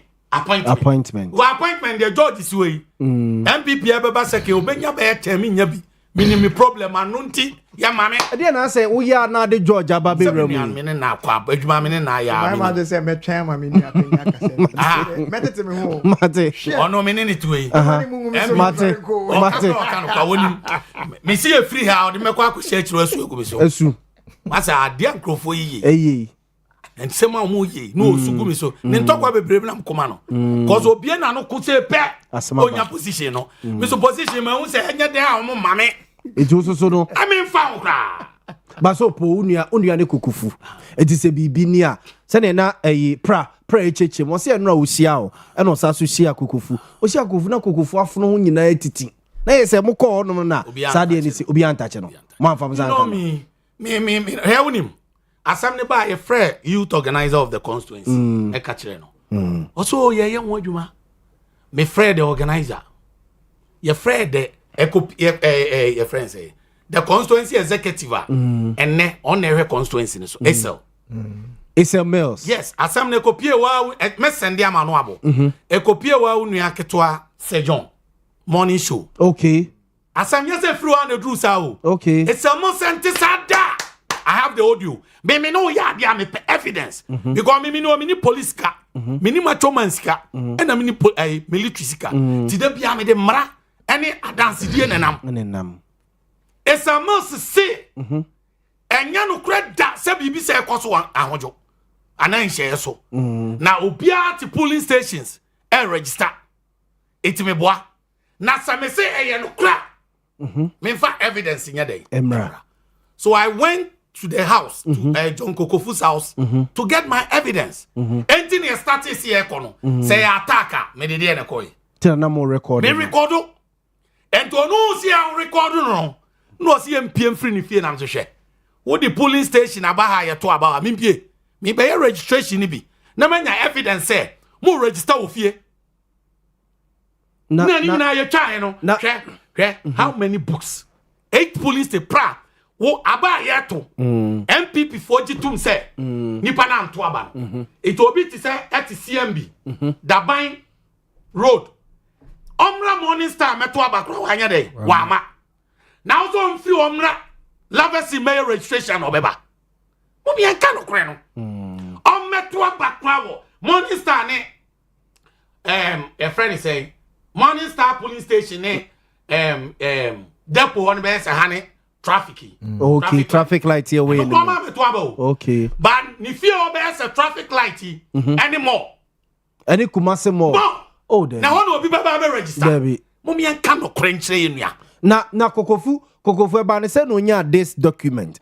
Say on your constituency officer. Or a coordinator. And I also say the polling station executives near registration coordinator who plays supervisory role. Koran se rese ekoso. And na ajibe gu fie. mommy and can and I'm a party in a coffoma or don't econo. Many are better hey or yeah because of pressure ba and Crawford taking a say you have to obey defend it. But the can of crest a son your my way count I'm a party in Crawford Bamuboy and Toba. You want on your party a Jumacon 2028. I'm telling you, oh Pafa Prafa Chirako. Say no messy a boy who kumasi ansani agitimino enough from. My mom told him why the bet me a face be. Why no now no me protect boss no any station no enough from na 2016 ya mubi wo libya boga kanokra we are witness ya boy and say me ya boy me mark 7 and this phone kwa 2016 na Rafi me kai do they do every crowd make I some from Rebinas who to a free fee. Me na I told her party nua nipa defending me ma me survive me feeder uni bashiru ata friend bash yes bash me feeder talk politics forget and coffee watching yeah bash on yeah ndc wow strong but do baby o say enua party enua tinyo baby what me cross eh o ha me wa hey massa and so I say what ebrebi nam to stadium wo branch here 0.5 mother near girl be about me base fan na mi twabia na akwa bi frɛ o di mata otim sa akwa mu be du macho man onyawa on fanche man fanche na mse wo sudan duru wa boda o ka se mi akola gidi akwa ni ti me na mse meti stadium bra wo ya be ma bra isi me na me tu mi ka okay bi na na say strategy what you say wo ha obeba na ko na fu I want them who say, "Sir guys, no, they do links before attacking. Quickly, who say Bash is around in Shire, so yes, me in Shire. Into Boamah, what you saying? Fortunately, Bash don't go for you. Hey, also him send him mammy, a family back. Okay, no, say here. Addis Ababa, one no about them same. Also, you are no friend was serious. Now I don't almost because in Crawford, so they are calling to find out. Nipa baya Masa nipa. Ana nipa ba ko so obo me remfi da Apia Stadium me fie ni Apia Stadium obey mo so but lungu road onim ebo mti ko don aka che Boamah de ne ho de wo kwa boys that time so na crow from and pa me na wo red line boys ne pop Apia it's somebody like Apia Stadium when I'm doing politics family count Bash when I'm doing politics family count coffee watch so Oman fa party no anya party keke. Bedru be bom di bom ni hu ba e ne kra ye nua no ha adwen o disturb but anya hye kra no ye den o ye nua. Ye nkrofo ba o ye den. Omo kra pe ya sa aboya kan. Omo omo bebrebe MPP by omo few. Me say George ne tie dia na mi na dance 2016 na communicators ye sen e wo ke your friends Kumasi ya. From 2012 to 2016 Libya Boga. Oh, me kai pa. Communicate send on me. Kai pa. Yenya 2016-17 di ko nya sen. Ngene. Se twa 1 year aka sen. Aka krebi. Grade of one ba bi na sia no George. Ebi o friend no cry na. Boamah grade. So ni odi bi ase a wo ba we nyina. Grade. Wo akobum wo ni odi bi ase. Wo. Tia bu ya so wo fie dem. Wo. Ya kwaji seat na ma George Odro. Hey. It wasn't easy. Ya busa wo nipa couscous. Yeah, DJ couscous yes. Yeah, easy. Yeah. Assembly members e kwaji seat no ye wi ase regional minister na kwaji. E ye untumi chairman to nya regional minister. Ye nya. Enioma e wo ni nioma esisi no kre na nipa nka. Libya Boga. Entimi mom de. Obi a wa ma me let entimi nyimi free party no. Secondly, omo John Kokofu who is the cap pay ni be no nim no party no. Hold on. It's a line so. I'm saying any party no. I'm go Flaberry. Almost everybody. Ephraim so hear me. Nipo ya de man hear me fe. Brian Champon. Opo man, me person obebo am campaign. I'm say director, my di kan ko support to Kennedy. Say ne be am integrity, e be you know. Obi hu se me dane mani abe support to crown respect me bi. Wo de me pe wase me ntimi nka senti ya. Me wa me control. Bombrai 2600 or so no credit. O ka sa che ne keke no. Brandon Champos. Now SL good afternoon. Hello, SL. Hello. Mr. Ramo, mon connecte SL line here, mame. Mr. Ramo, mon Hello. SL, good afternoon. Me Joseph Rubama. There is also Chabe Mahao. Now, good afternoon, dear. Eti ansase. SL Mahai. Me Joseph Bru. Now, hoye. Na me adom no mon pipe tie hoye. Na awia ni ye di nkomo kakra. Na me kra de George kra na me ni di nkomo a ode pictures ne wade ade bra me e dia to TV so say okọ constituency chairman ewo nhyaye so. Eti ye di nkomo no na me so Israel de ase ni tini ne me de ne ya ye pe God is my baba ne bi ene ade bra asembato bo. Me tombo asembato. Mate. Na Israel ede na ekoso wo nhyaye so. Ede na ekoso mo churchro din edin tro yese ewiase form sakodi one kokofu ho ewo ni fie a enye polling station ena omuchro din opoma ne ni team so ekọ ho no mo ene de kikiri aba ede ade ena ekoso wo nhyaye so Israel bra ode mamencha na menchetifo na mena obi asese wajebra wo tie dwumadi. Hello. Israel Pacha metonka. Oh, okay. You. Said ye usi ekae no eye edintro kwa. Party no ese opese obi kwan ema obi a wo MPP ho do bia no. Eba no obetro ni din. Na nhyae so yenso ye de no. Emra party di ma ye se yen hyase enye no. Yenso ye hyase eye. Na sebi bru sebi nyado nye nipa ba akofo nkwa na eye adwuma no inti constituency executives emra ye de party register ebaye no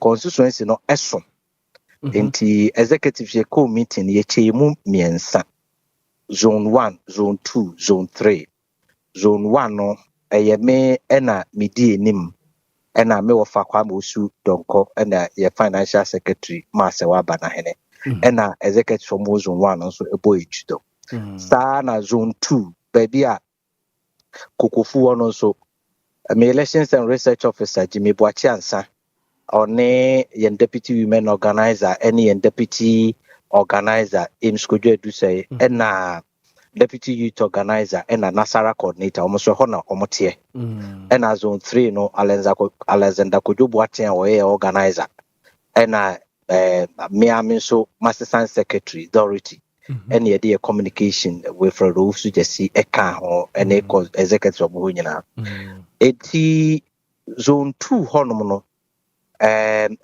Jimmy ena edi enim ema omokokoye orientation no na metetete nkomo bi kakra se de wusi kan ya se skirmishes bi akoso ewo ewra kokofu efie enti na se de constituency executive se bi yenso yesom party for no ewo se ye commission executives na omo call zone 2 ho no se baby a momo call no asemo asi enti yentumi ensa mo ho enko enti monko na monkonkoye investigation na mo assess issues no na close by Wednesday mon report to the constituency executives if we are constituency executive we also set on it na baby I was here page asem ko se national se regional na ye de eko me so asem no see no so no menya cost from national ne region so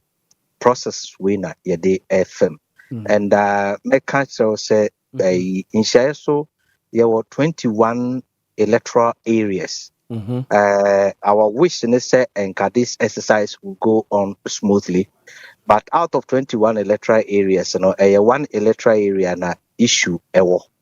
In Tushima, our success rate is above 95%. Iti ebe fantasy sebi brusebi nyado nyini nyina na ebe fantasy but oba Ashanti region hanoma o share registration exercise ya ekosui visibility pa ewa Ashanti region we yin share so constituency ya ebi eni ho ebio out of 21 electoral areas no ya printed banners close to 50 any adopting around the constituency and Ahojo Clinic polling station chairman Wanege me na me commission no say ono so enye announcement on fanko baby o de beko bia na me first vice so ono so na afrefre no do so say I say Wanege de no oye handman na bia tiaja into ono so eboaye na party pickup ono so e de hons esi so a omo so e complement the air code so as constituency executive say asemsia we need to go through the process and look at it, investigate it, not the OCA. So that is what we are doing now. Indeed, my friend, Kokofu, any opomana, sa issues, ba or Montem no, my friend, me pacho noise for what you hope out. Me pacho, is a lot of menka. Aha, me tonka. Aha, na mi busa say, Kokofu, any opomana, sa issues, ba or Montem no, my ye is a bisa, my friend, mo, and is able as a musia or more. Not much. The 4 or 5 executives now are responsible for zone 2 no. Jimmy Boachi Ansa, Ames Kojo do say, Alaji Yusuf, any Evelyn Osei, and Emmanuel from Ponce, deputy youth organizer no. Almost na yede a share, almost say almost share. Say Jumano from 1st March to 31st March. In the BBS you see it will not sit well with anybody. Say Odi Ejuma Ashemensa. BBS me ho. Now you are taking me out of the loop. Now wakwa so between me and wakwa. So through the constituency executives, they have mandated them to bring a report latest by close of work Wednesday. Based on their report, definitely we'll also pick a report from other people, almost interesting stakeholders. Then when we pick it from there, as constituency executive, we see what we do. You see, the point is that my main file with the as constituency executives, nobody is interested in preventing anybody from registering. And said you see a kind, 21 electoral areas. I can tell you, 20 electoral areas, there's no issue.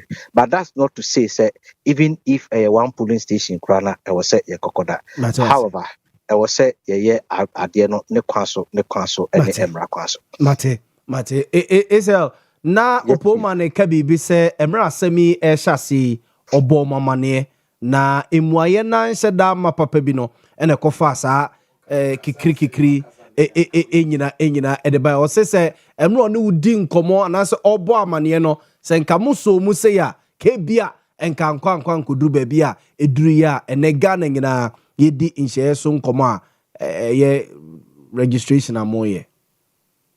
I can only speak for myself. Opoma mo mamane ona me nkasa wo. So asam ne bobo banyina opoma na mo amane. David me no nkasa. But the point is that on say whoever has issues whoever has issues your party officers are omona responsible for the polling stations no. That area I think we have 40 party executive polling station executives with one coordinator and I did 5 constituency executives. For me not to put the cart before the horse, let me wait for the executives now more call the response of the banner, and I am not the one who is going to take decision on it. I am just a conveyor better, media some of the premier, then I'll forward it to the constituency executive. Based on the decision of the constituency executive, then we will communicate appropriately to the affected areas and more interested stakeholders. Mate. Eza mame na wase na before say meja wa mo akoi ye busa question we ufia ha say ye nim say opoman da so ye MPP ni a ananso onye MPP ni Jojo Pokwampon say busa pra esusu busa na mesusu me busa wona constituency no oye chocho for penny ukura data of more members our constituency no opoman Abraham Bodi wa MPP ni. I know my members into Odia Asama Ofreme or Hono. Let me speak to that. But I know my members. And I say Asam Emaya Yenka, and we can only say it at the party's level. Okay. Jopoma a member of MPP when she so. I have not said that. On your member. I have not said that. George is that man George the chairman who be do what? Nyambi Mate. Now when him say George or my classroom class captain oh sir. Aye. Oh wow. Oh sir. Wow. I'm a class captain. Wow. Me channel na me chia mo. Mate say yeah that's it. Yo. It's a Mills and then Kokodingo Mopo Sasa me chetia. Me and Twaso. Libya Sana no deba. You want me MPP no my MPP. Uti ni America no. It won't mean training me. Your friend Mumusa George. Na MPP practice a ward no me a member of the party. Me have been a ward youth organizer under President His Excellency President Kufuor. I was a campaign youth organizer for Safwedu contesting how many of them na no count. This all ti baby na ujo anuma. Me pese me eyi die ni huna me. Ba me penny odi letter ne dey. Ebe brɛ. Na papa bi wo Guinness. Oye penny pa. Ni esi eyi na di. Na papa no msi ni hu. Nti eyi die ni eyi no ya bɔ ne letter. Aka ne odi letter ne ko because obi di koi. Messenger no odi koi ko ti no office na ntiri hu tutu. Ti afi de obi anti bi fa letter ne ko. Eti ni obi so yi me don fa na party no. Yeah. Me na me ka say hey. Pranum Benjamin. Utiema.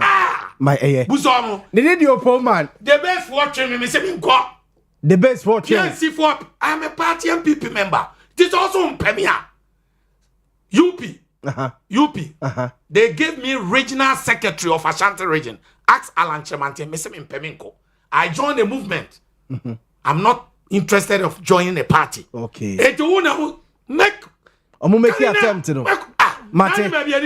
Eye me da say. The Abraham Boadi. George, mame run the for asem no esina fe. Na say asem dey meet me fancy. Asem say afi na na ka me beka. Na just say. Na wo buy the why. Mesro. Opo ai. Do mo bi oso man bi ka ho. Hwe me wo na Dominic frɛ me. Ai. Say nkrofo ni twisra me na say me ba. Me nam kwa so ba. Na mo dia sami ameta mo se pebio. O mo 2 minutes or so am 2 minutes. Mate George. Ade a opoma yi ehuna. I to say Krotia Mansa. So ni Krotia Mansa. Possible. Kan na no ho fefem na do so. Yeah. Then so watch mo ano. Then ho fefem nyina ayira me se aka ba miensa. E na mo adoma nyina ahia. E na ye pese ehu se Krotia Mansa no ho fefem aka sei. Why ne don bere ma obetima ko gina jansa abo afo ani maka se be me na no mfimfimi aka me say ebi no po my kan why ne betima de krata se we dey go po ma but me ma opo my MPP ni obi ama ne krata mo party dem no opo ma ne mo party ni kind the constitution of the party article 391 say party ne present candidate bi e wo any national election na wo ko campaign Emma candidate for either than the candidate a party na presenting or constituency and now say national. Onka party where you who free party. Okay. Enti media baby an person picking the argument if you say opo ma minu ano menya ye ne nya party ni nkosi awie if say minim de obetumi aye. O ka say general secretary num say ya makwan say ye the amnesty ato ho. It is to take advantage of the amnesty na menka ho. Opo wo amnesty na o ka ho because Sabre na wada ne me na me happiness we can Opo Misro. Opo Misro. That time there His Excellency Dr. Alhaji Mahmoud Bawumia unim set time I support Area Lantremate na me support Kennedy Japan ba ye to abawie ye no Area Bawumia we ne ye no me ye party ba na me nim se party ne hye ne say ye wi a ye ka bom ne ye adwuma Lantremate ne ka say after competition there is cooperation. Yes. Then na we dey we me ne Opo ma na me hu no etina me metena studio ha me bisa ye no ma ye se me ne Opo ma da so ye MPP ni ana ana woni MPP ni wey me dia kai o ye MPP ni a mate dia kan de nja so nkomo a mate yen to aso evangelist ye to aso de free ha se ni akọ yen other issues so some card re-registration no evangelist ye busa say what happened to the previous one na ye na enu nti ye sa so akọ ye bio. Yo, minya meda wase MPP dear, my can say egu. I've said it many times, and these are signs of a collapsed party. Okay, Yenka any MPP declines. Yes. To 25%. Absolutely. And SIM card registration. Yenka ni me how many minutes? Common. Me mount 20 minutes. Me dash it. Me mount 20. Straight.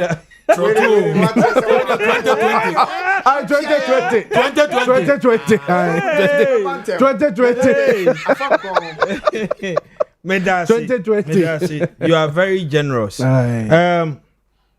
Mamisha seem free. MPP decline. For there be 39. Yes. Mamisha seem free. MPP decline. For almost 5 years I've said say I'm a student of MPP internal crisis. Me te say eja da MPP mu a eno na me twe me pen me paper na me start ye notes and bibia kire say MPP amanfo MP say party bi beye akono a ejina leadership abre bi a won mo edi party nanim no omo wo ne omo de ba on board anade omo yi free party num abra MPP koto omo national elections a me hu nana B any sa team na ba no I said it on a platform say the MPP has gone to elect the executives that will take them into opposition me kan say omo akoyi omo a omo de omo be ko opposition and then NDC yenso ye we march almost one by one. The omo tutu who are you realize say NDC are far ahead in terms of experience. I'll be a deba and a si pepe ene MPP will opposition. And then ye share a normal Emma party who eya kono a will message makan leadership e di anymore and then message omo de ba omonto to ye near there no person omoye for a good reason. MPP omo every power be afin 1 year neighbor so me kakra ni and some MPP be ya akono ene se ni omo bi omo book amanfo be call out omo kochira ejina de omo ye emre bi atwam few years ago and bibia kire se omunya tumi no omo de ye omo ahu yie ema Ghana for dodo na ebre. Is it about economy? Eno no omo de be tue Ghana for aso. Dr. Mahmoud Baumia lecture upon lecture CD to dollar no de ye if your fundamentals are weak the exchange rate will expose you among for say brand here being or see whenever you are in doubt observe the exchange rate. Ni nyina okay samra na dollar exchange interbank rate Bank of Ghana 3.85 near the end no say for permanent Ghana for be edgy won't de e 2 minimum at a point 2022 2 years after COVID no mo blame COVID Russia Ukraine Queen Elizabeth wuo any sa no mani nyina o say no na ha economy no ye exchange dollar to CD for 17.3 petrol yatobi 18 cedis a liter diesel 23 cedis ni actually ni nyina affect o man no ema Ghana for hu say MPP the current leadership Nanado Danko Ekufuado Dr. Mahmoud Baumia Kenoforiata enya de ombebo o man no ene Kenoforiata we na sem ye ye nyina ye nim we free o man no moko opanyi enunti se ne wo hwehwe omo a ebe pese de omo be kwa akodom MPP a one NDC aya akono say no a you can see say NDC appreciate attracting more new voters especially the youth a chain NPP enunti eye say ye hu say ene MPP enya akonomi maka say MPP agu meka no obi esreme ne ade na me say omonhwa ade meka ye na ye 2022 se party bi gu a wo de hwe de to omo parliament ombe lusu omo seat na dodo a I even said say omo cross 100 and not even 90.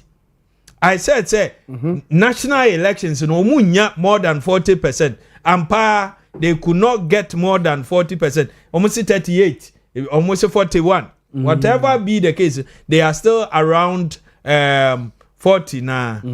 And you can see. And I will share global info analytics. And they survey and ya projected war a screen. So far, global info, I say floating voters. Do na every MPP mu, especially within Ashanti region. Or say 25% of almost to abandon almost say floating voters. And I can say MPP for MPP biom. Do na befa actually abe register ewo NDC mu. I can tell you, I get calls every day. Na say na ye registration na manfo say ye be register especially in Shiaso any Ashanti regional dodo na ufi say himfa no mufri they are coming from the MPP enunti ni ye bie say ye bie ye pono to wo mu nyina ambra enti omo a entumi and disclose no nso wo hwa numbers no 9.6% and then 7.6%. Yes. Others no ye omo de omuna mu a almost 2% no 1.5. Na ye bisa busa dan kwa no or say every 90 days or I think from 2023 no started that pool no with so share party bia ho den ade every 90 days or yeah inti we so and aba e kire say Ashanti region say 25% of voters say omo floating voters and I can say omo MPP for omo aba NDC but the fear of disclosure no and I understand them but they drew say enkoto aba and I mean you Opuoma no kire no obi wo ho anim fikire na if kwan no na polling station nso wo mpie ankoto aba no Opuoma na num asem and opoka bibia no kure na oka MPP na enne omo mpe omo eka no kure nti na ye tete minua Opuoma kan se minua opo omotete no ene ye nim so oka ho se onka ho na se oka so oba mbaje no why not opo ka so oba why not for me sitting evangelist before oba je no wonhia so me say sitting before you minim there opo betumi aye we dey mean fan room me panacho so ni PV oben PV me ne kwadwo bonsu ko Germany omo mbeja me ne kwadwo bonsu ye PV oben the late PV oben yeah. Okay PV the late PV oben yes Alexander Ajekum Brekum, Nilam Tevandapoy, Julius Debra, and Samson Ahen. Okay. Any PV or Bimbeja, Mene Kujobunsu. That very day, the moon say politics, Namina Biedinache. Presidential tower, Esron, one year could try. Now PV or being all year, and I say me rain feeder. No, Busam send me a day, and I'm saying, Mammy Infant, Bapaya Sant, or say, no, I can. Now then, I come for NDC party in one day. Mompe na me unya party ni power northern region for your position voter region for your position eastern regional by ye Ashanti regional obo say kwadwo manu afi de na gariba nuri de one because mompe party nye obi to na kwadwo so that very dem say politics ye won ye wache kwadwo so yes oh chief Opuoma and the mawie me de ne beba to ye sa mi trim no mi gaze hwe ba papa no hwe mi say kwadwo Opuoma hwe no mo na onye wadwuma na wo ka asem no hwe ntini na e wo na no e kire sa asem na kan kra ni na adwen ye de me o hwe mi say PV apaso na we can think na ba the NDC so but that time e ka oji tu mo na PV being connected so the ko NDC position o ha no say mo but I didn't know umpa etimedia o say na am party the crop post enya bi mate evangelist evangelist we are ready somewhere accept to Opuoma so approach him say registration is be end 30th March yes okay yes enti menua no say china or that sorry okoda na dwi na dwi ne say obeba NDC ye beje ye pedodo because the membership is suspect when people yes omu nim so oka ho ana onka enti I was so penny baby fa imagine say ye che bibi na duru ne so ni DP yes ye nim so oka ye ho ana onka ye mfa na sem ne nto nche actually enti for me say NPP decline at this rate metumi aka awie say Dr. Mahmood Baumia almost anso ekoyi no is one of the problems. Oh sir. Yeah. Mene omo nenam minimum komo a omudi. Dr. Mahmood Baumia come back no bebre empe. Ebinum will just sit back and then watch. Enti adi a omodi ha MPP at this time you say omukoto flag bearership no thinking say omoko solve problem but I feel a problem omo create pa because registration ne aba ometo no senka omo twentwen so my no kodi to se ne ye nda bia enka Brian ede ahode beba be hye efom branch polling station abanum Kennedy bebam Dr. Mahmood Baumia so nam ebema base no competition no aye and competition eba base na it brings out the best. Okay, but this time ebeye one way oh mo de monkoye was a month Ken ne Brian Munyina so Munyina kra your money. I know weekend no more Kumasi Ashanti region but I say I only said them for into MPP there egu and omani so no mu ni say ewo ho senior yanko SIM card registration no okay the 9 minutes and I pray say me to media we most advanced countries countries do na omo a simple number will be a link to it ye bisa social security ne sa no na one number wo hwe oman mu a ye wo identity cards bebre nipa baako me yi me card e hye me bottom me purse hye me bottom card ni bebre eno wo mu national health insurance na wo hai my driver's license bebre I have to carry all this around and then one and so SIM number SIM no one thing I ye say the past we ya omo say yenko register your numbers at a point na NIA any communication minister any NCA omo nkomodie no issues wo ho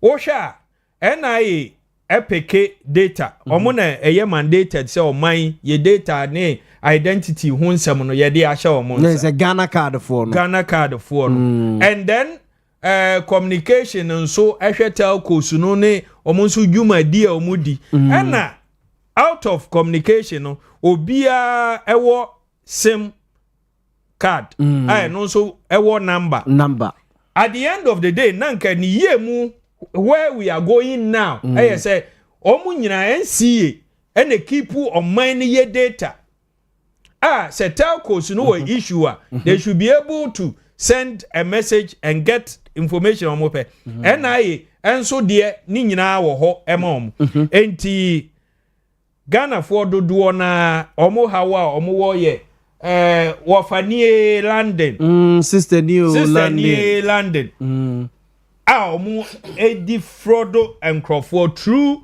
mobile money nesa no man at this point in time near ye pesa ye say ye call system no mu omo say omo ye under Esla omo use Kelni GB how the procurement ne contract ni nyina ba ye no emre ba ehun nsem ye ade a ebeba na attorney general tu hu anamo sa contract ni ebehu enti ohwa opanyini a ohwe NCA so ene near all can say from June last year July last year omo ye adie bi time aye say yen run system no omo adie bi ne omo hu ye say o say omo fa 2 million out of ye data na ye wo no omo sample 2 million na the edi can o say we let me read this. We showed instances where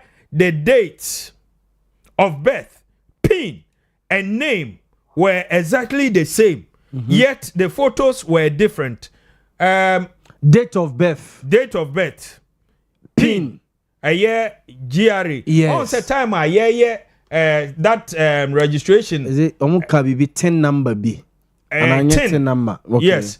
Ni nyina no.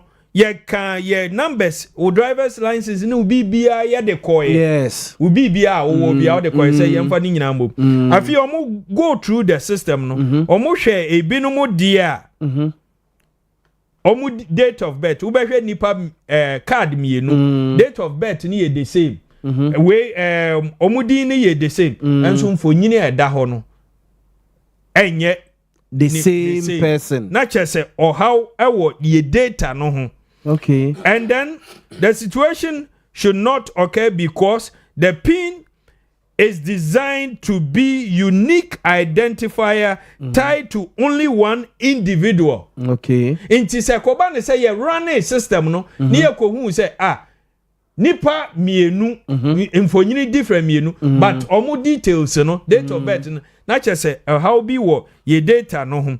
Inti or say we could confirm that the card details matched the name and date of birth provided. However, we could not verify that the person presenting the card was the actual owner because the biometric verification was not fully carried out. Inti ye ko ya ye de ensa kosisi we afefi ye ni ase ye twa ye ni ayi nya. Omo enwie that process no because at time na atefua ne communication omo issues they had individual personal problems yes, and it affected good yes and it affected but why the system should we the ordinary Ghanaian suffer because of obi and obi yaka meda say it shouldn't be nka institutions there and then me na maba china ebia na mini ho the whole system must flow without issues because many minua Georgia na opo enye fine yes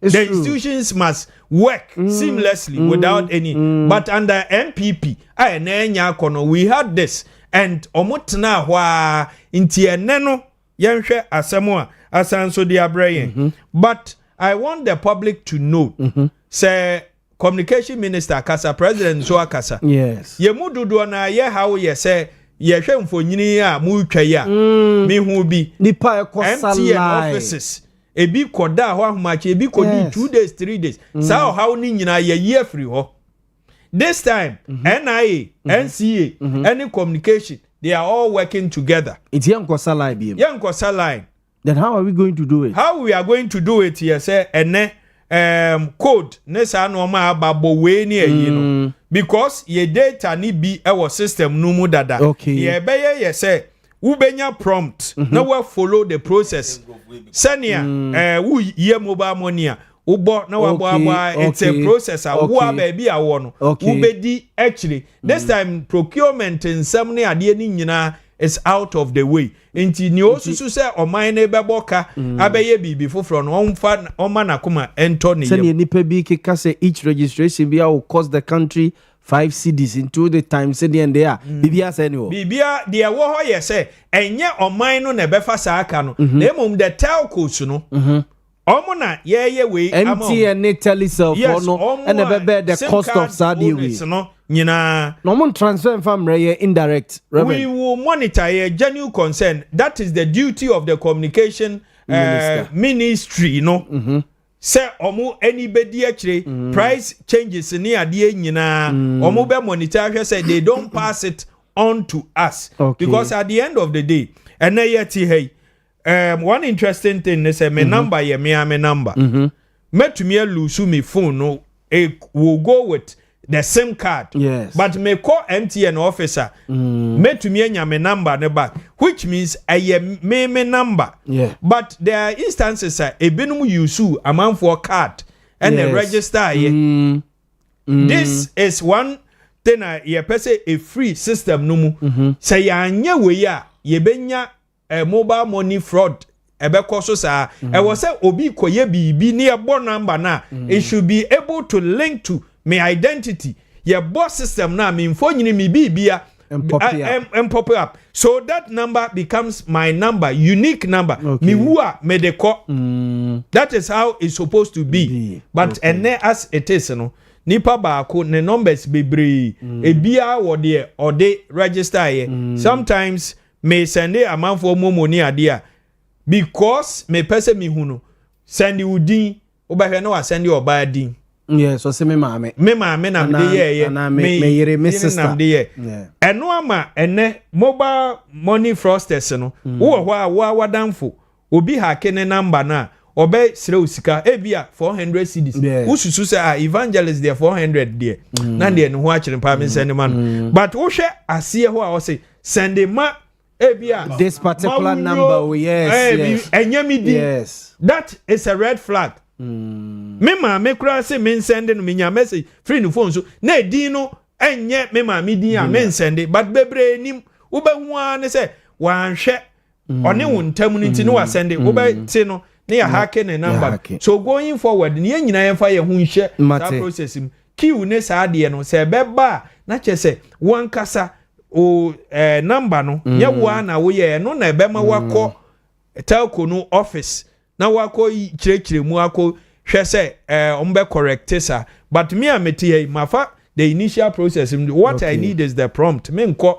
DQ wo baby na ma follow na system no register me mate me da say need the evangelist Richard Kwame na pra or part of the government communication team and osaso a board member of a good board jewelry limited and yetting came mame entwaso but George mame bra honum na entwaso but unyo say kufi CPP also wakra na ohwemo na nani ajepa hawa o start ade no na opoman opoman be ozina ni ajepa sane musi start ko no a say opoman ne membership wo MPP mo kra eye in doubt no kato say go be say so opoman ebe ko ba bia CPP one eja usu formerly no host to morning show on Fox FM. Okay. Yes. Almost enjoy. Kachiro say Kofi say me say the future of the CPP is brighter than the MPP today. The future of Osei Kofi CPP is brighter than that of the MPP today. Evangelist. I'm not a prophet. Oh, Osei Kofi hope wa. Oh yes. CPP that Mate, George Mano. Osei na kroti ono. Board member to say what a good board is. Onya bi that.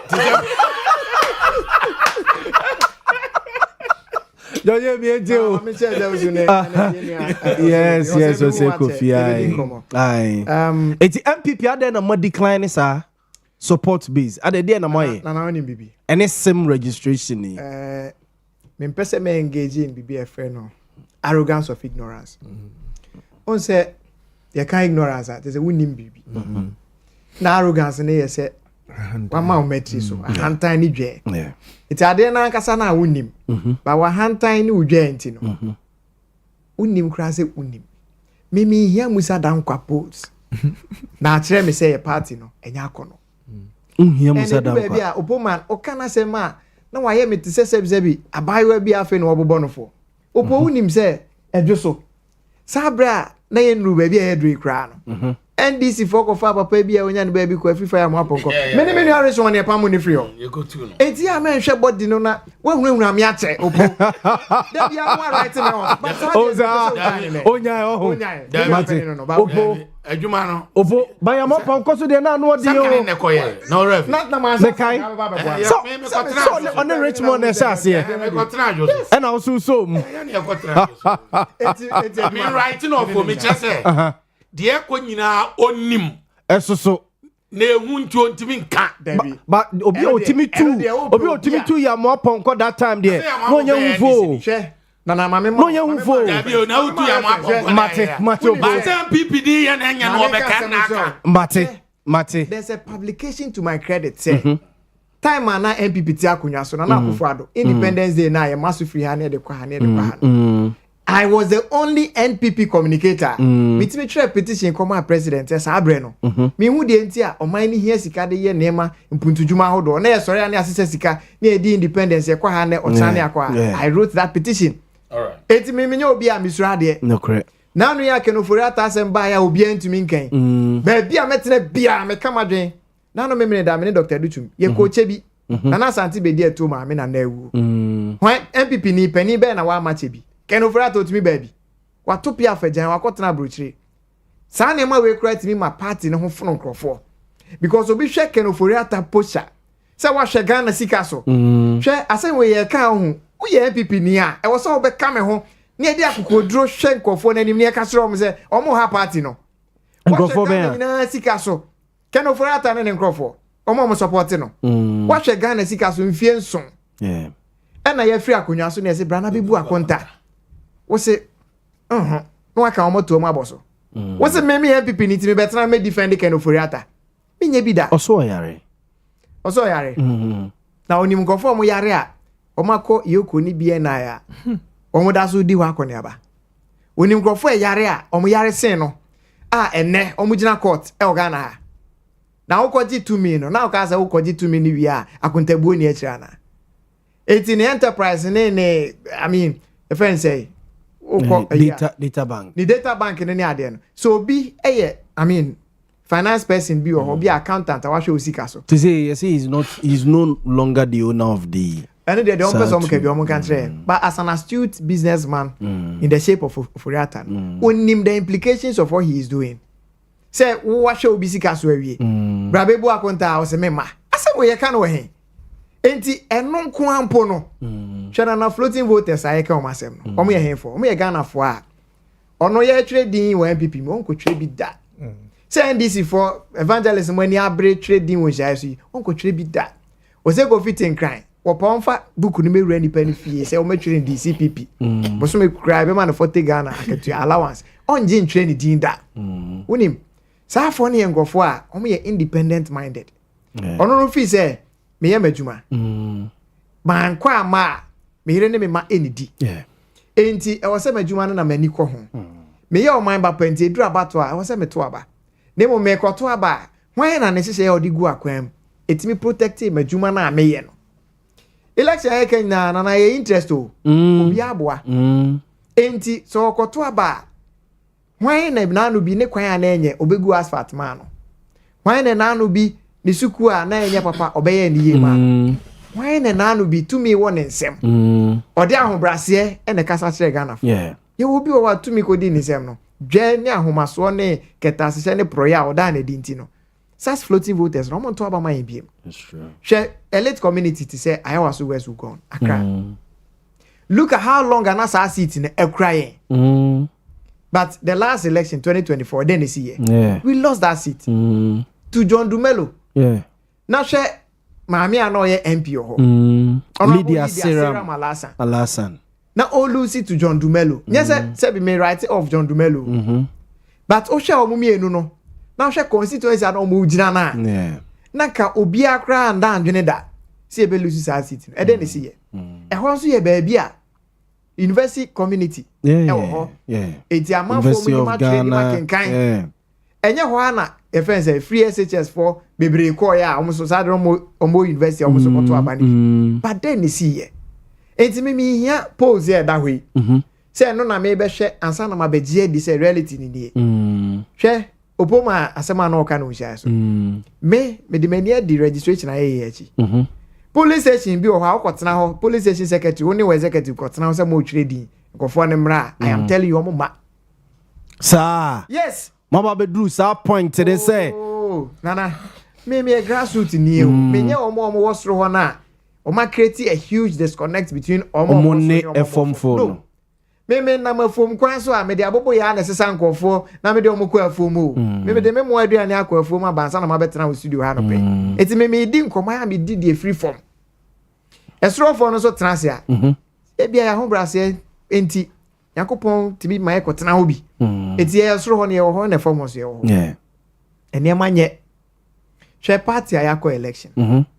Yako election wie obi dise me obi ani bebia na mjina and me no me ho da me mfere da say me support honorable doctor ya was educhum me the conviction na ya de enti nya de wo hwe na ase chinchina ma me hwe wa ti me hwe wo wie na ase wako support ye enti wo mfa me ho bie ma me fa ho at the end of the day ye to abana to me ne ba wi a de me di wura mu no e garbage in garbage out say me de me ho share campaign ni mu bia penifo se ye kotwa na akobi ye kosene na akobia ye de bo abodi na wote eti media my crado na emum ye won nkrofo bi o ha e wo se ye ko manim na ye ne omokoka abotoye mo nsem na say hwan ne sa akokodrufo na o betimi akwanim e ho na asem ni na wo nti mu hie opoman enti ba bia ye gina sesia no George ko yi wo kro ye yin afrim opo bi do mi asem nyimi mi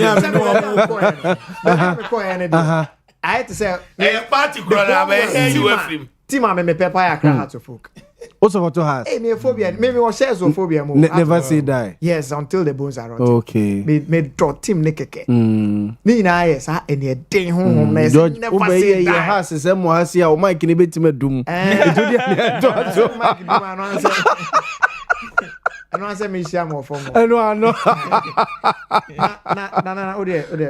Me wo say me share Fabu for me. Na me akra me mo. Minority. Untie kra. Mo have you mo.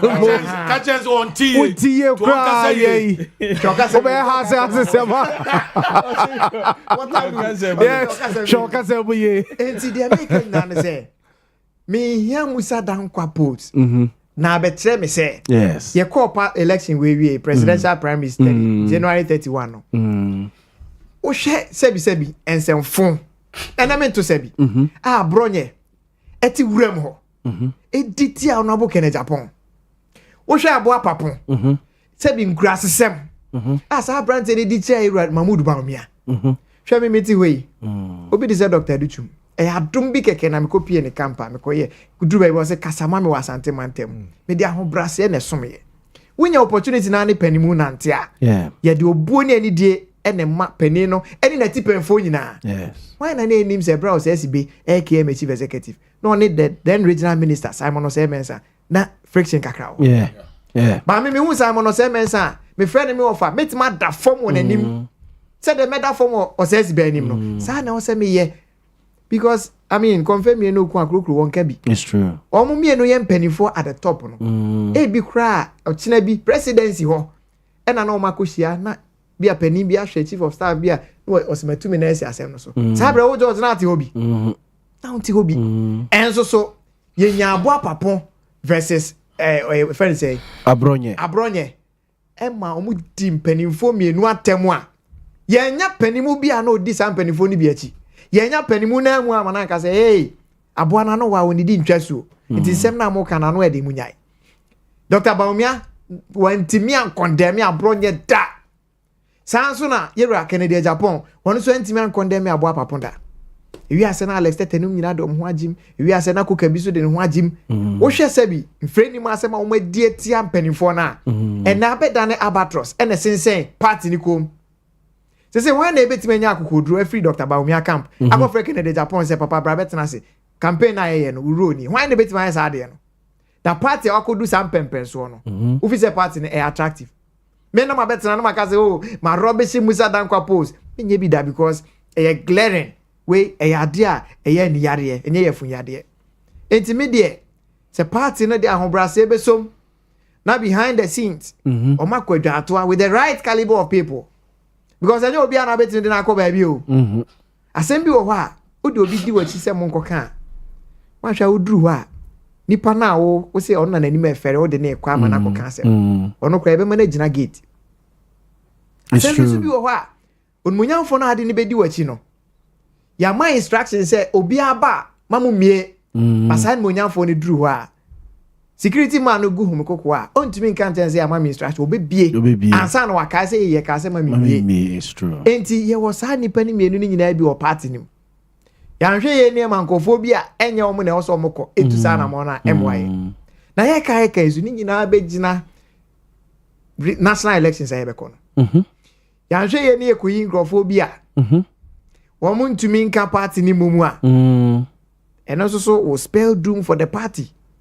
Sir. Enti adwuma ya da ho no national elections amobeko yi yes ade obi ko position bi amokoto abama no a na so nim se me mentina ha ma obi adi se bia me ni so betimi aye position na open no adwuma na menye but dem pesa me kan say asema me kan no nyankompa se kire a okasa che bo mochichie so ntina bebuom no correct eti me party ma me ne omo kasa no omo nim de America say ya nhwe yie na ye enyi the right caliber of people a di party n'anima ye be so aye man akobo ni fi ase afutu ho ye ko election yi national from national and from polling station to national no ya nya careful na ye ma bibi ko ye say presidential candidate no say we no no de ope ade me time wo wiase ade a me te wa manyosemu a na bibia be hye me baabi na George say say ya na moye no say we na nanado time say we na nanado so betimi na ye adwuma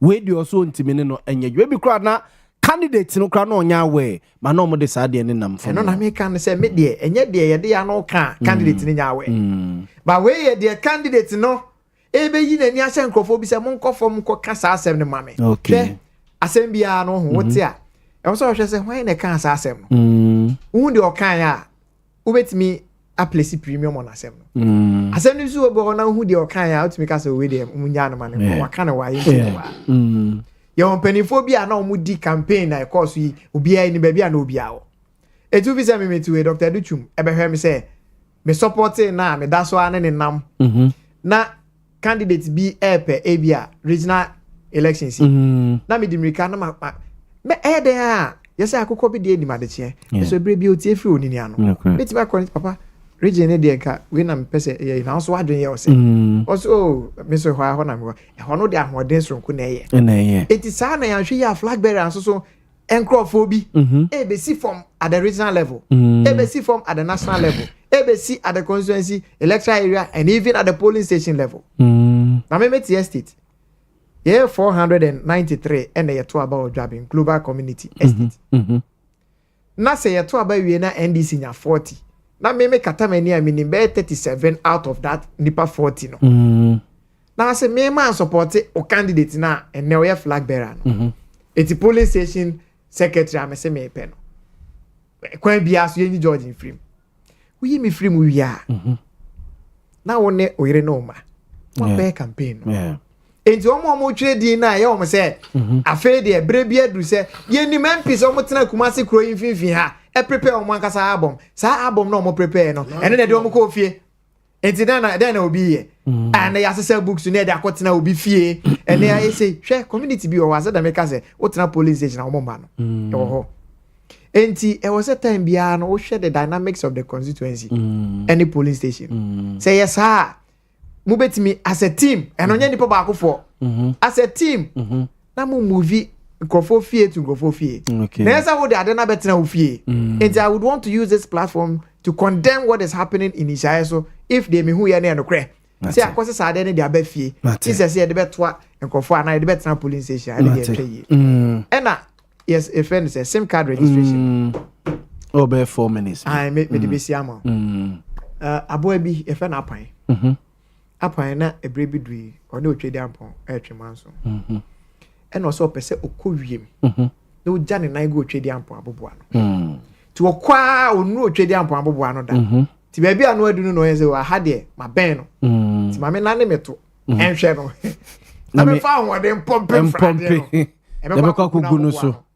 ti sabre na wadane ne to ahwesra na no hwefom no ojemu na ni ba no so na nanum nyina de oje course asabe gu nanum o ten komo na Matiase aboa bi utwa ba na abenawu no enche no abam so ni mabo akro e fe na akokono penifo sa akokono bete so na wi abe akokono ya aboa bi ane ho nya din o ba se de onante kra no hu ana usuru takola usuru akokono pani usuru akokono na se Nyankopon pese sa aboa na enipa penifo ne kwada nyina usuru no Nyankopon pese ogu nanim ase a no ama na tena ase ache no ama na nyini etwam afiri akokono no abeya asomrodwe nso oni dimpa obi hwe nsa ya de ne toto asomrodwe enti ubonse asomrodwe ne nkwala atimi koche asomrodwe ba fie no ma bu ni nan na e wa chire ni baako no de priation we crossing common na me bon sha so for no mo nten omo ntia se etu de shed nan na e wa chire na wo bo se na omo bon no asumro dwe wu ni e wo se wo hi no omo de ni di agro ata mo yes na e de toys di agro yes enti de me pesa me ka ko si ni se ye nya brand here su ko no ma bia na o ya amanyo 7 na Ghana ha na fe Sam George sa brand here se ade MPP be bia anya ne fe nti obeti so atua ene ko sa brand here na onye obi a na ene wa be ye obi sa brand de no ya o ya akokono to buni mu an obi edwane ene wa be da ne asomrodwe nti on se nkola edi ni di agro stop on academy for chairman ene de o se yenye registration we are so to bobo dan I sign ba so me gidi se ono ankasa in his closet okohye dem a ne kokwa mu no obenu ne ho se bi odi sa nkwala asem no sa abre enne wa be pani to pese nyina ide obuo ni ani die ma no se Ghana fo mabunu nyina sore se yenso so ye members of Stubborn Academy part 2 ene ade we hia na enti corporation a o hwehwe ne sa abre a ne president Muhammad na no atum bi no ta corporation ke beba na eyo man na ye tete ba ise dia ko hia yen kai na ye hu se enne ne ye mofra o tena ye betima ye pen it's true enti ye kasa enna yen kai hu se tetere man pro ne nsema ye ka to wenne no e beda ho a o tena bi e bebo a kire ne se me sa se kasa ma party e wo radio so from about 2008 thereabout me nyina ba bi nka asem wie ma yen ka se twansem ne sign da yen friend me say na no asem aka enti ye si wo nkonwa brana be yi wa no because me nin sa asem no se de tie no sa na maka no ena ja ko ni mo yen papa pani ka asem bi kire me was it truth is so simple that you don't even need to memorize it was no kra efua ko si se ehun hiampo se ode betu trim because e fra no adampo a yeti when we say enyo fo man na be but se wako fa din fufuro bi na ato ho so na dia ori betimi afinti ji so the two trim e tro de utwa na dia two trim se de be o tren san afro a betimi akai no atwa ba ko no credit de e ba akope enti nema akoso no me de mesre Ghana fo nyina se ekoba se ye nkodi kiu mu na ye aye phone so ye betimi ahwe ne aya me gidi se o se nyina de ehu hyem na ye data protection ne de George Opoku Amponsa waka NPP communication team ho wasaso ye kwiani so ho ene ye tene nka no opo mame emra wo hono mo party say o membership a suspect the next 20 minutes for me time no mama aboze a 520 ana mebo 520 it's 540 yeah em say the o kan ni nyene na ato me just obi oni MPP me truthness ntino yeah this situation dey bia me kom but kwa me kom no so party ni bia nim say adwuma na da ho no opo man ne betima ye opo man ne nkrofo ma eni so on make sure doctor na ne tete me ba me kaipa upuma kwa me kwachi na nana kofi senya yes sa situation ya makobi muda but politics hu nyina na opeke ade bi me to ya ma hu me situation kakra me ne kojubo nsu tu kwan ko Germany Uzbek na world climate change program those them quite a group mo be a software by a different nadmo for by different honorable assembly members the local government assembly members a group here no through our deliberation concerning the world climate change contributions a day me man to do see a presentation na Africans a ko in am say honorable me presentation after presentation I'm say minya adamfobi or Ugandani ti call coffee break na asim we me dey atom anim bepem ne me happy so na me discuss about African politics na guy ne dey dream me about say honorable do you know what is killing Africans I'm saying no I said that is the type of politicians that we have do we have a politician that how many type of politicians I say in Africa we have two types of politicians partisan politician and the social politician. Yes. But do you know, honorable, partisan politicians always thinks about the next elections. Yes. But the social politicians always thinks about the next generation. The next generation. But these people are those who suffer. Those who is thinking about the next generation. And Muna mobre. believe say yen ko santokwa no partisan politician on kai say Owia TV where we a bit me serve the development of Asanteman. Yes. But so bit me win it. Yen chap down to Owia TV ma obesene obewie no abe president na oye dwumadie na onya obi mane mo dwumadie no ho so partisan politicians, they always think about the next election.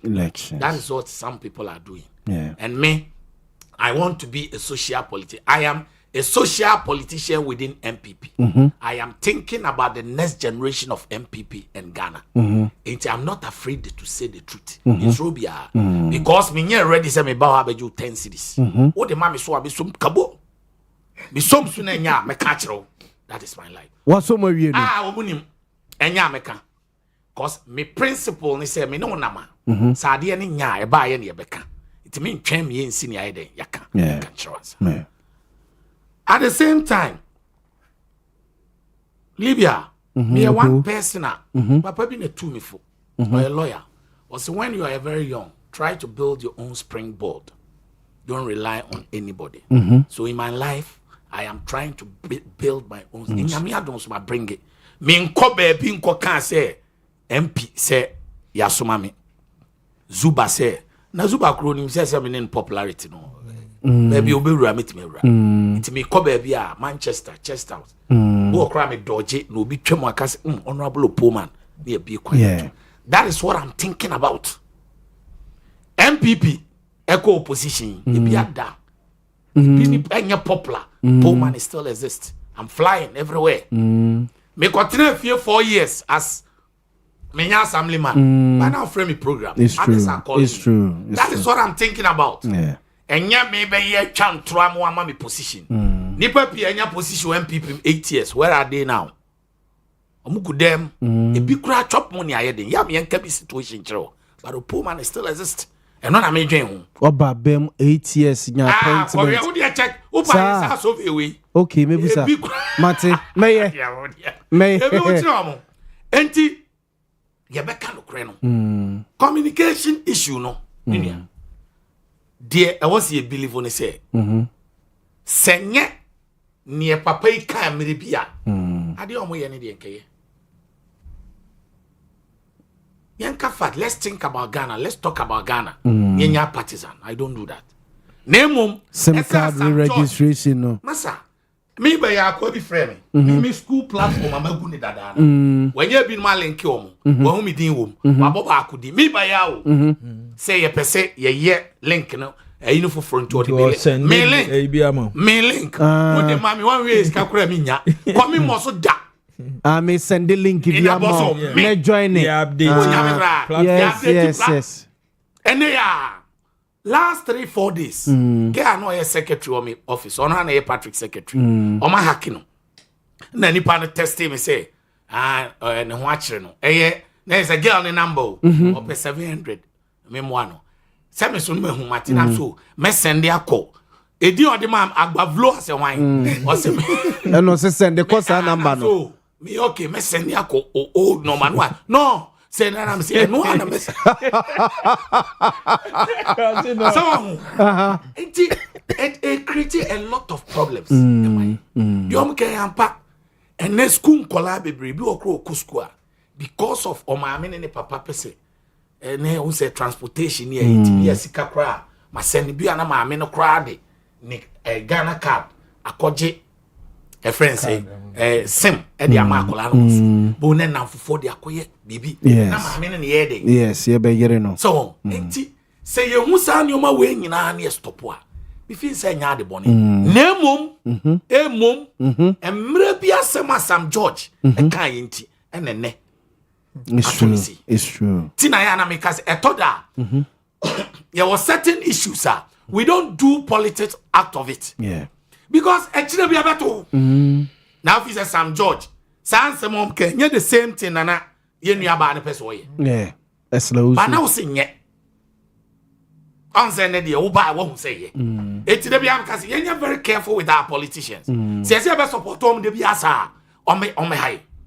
but enye sa na yede eti e besre media me gidi say na mom ni nsem bi o kan enti ne kasa no so ye good policy akofo kan bi o kan nsem bebre o ba o se opacho o tie chiri no ni say make simple yeah move on na dwuma de big job because ne ye de me fi say ne kwan so no me ni MPP ko form e form de ya to form correct hey fam dam kra team I'm telling you are na what can unti polling station is your crow bi ama mucho trudin nyanu nti na kokofo aso abegu na ne yere ne ma na wo trudin wo twam no ni wo beto ama na wo he wo sibra no na say ni ba mentu oso agum nti ebedru no san crofo no so na ekoto polling station na say na no general secretary launch a platform bi a mo ye oba kan say that day na nipa 200,000 say your friends Libya boga no nya problem okay na say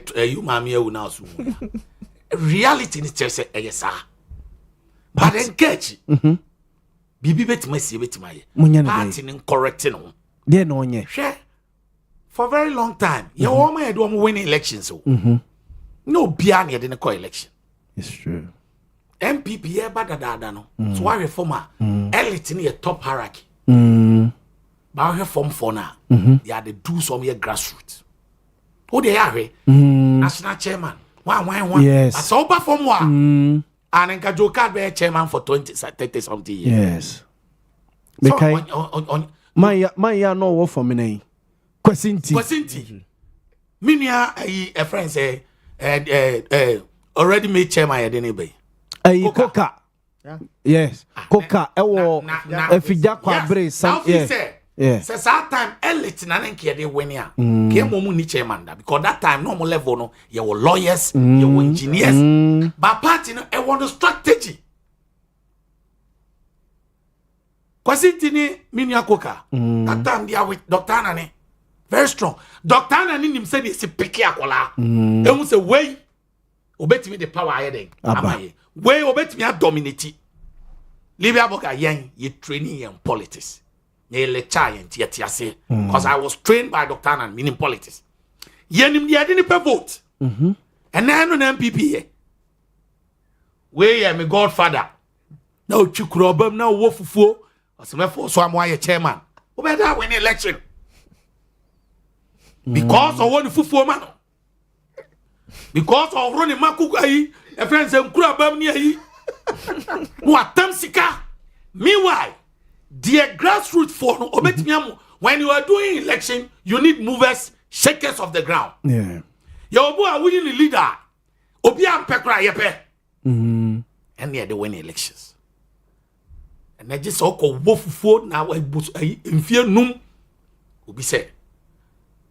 Dr. Nani Kasimbi say. You call us Boamah mon kwade chia na maba doctor was president afrem say papa bi e call na nurugu ne time na opay yi no mu nya petrol papa ne fuel what in ka che nko we ne ma no president kofo you call doctor na fi no oko and no cry say nko this is how we prepare party this is how we build the foundation kai omo ma bre asofa went me am one cry picking ba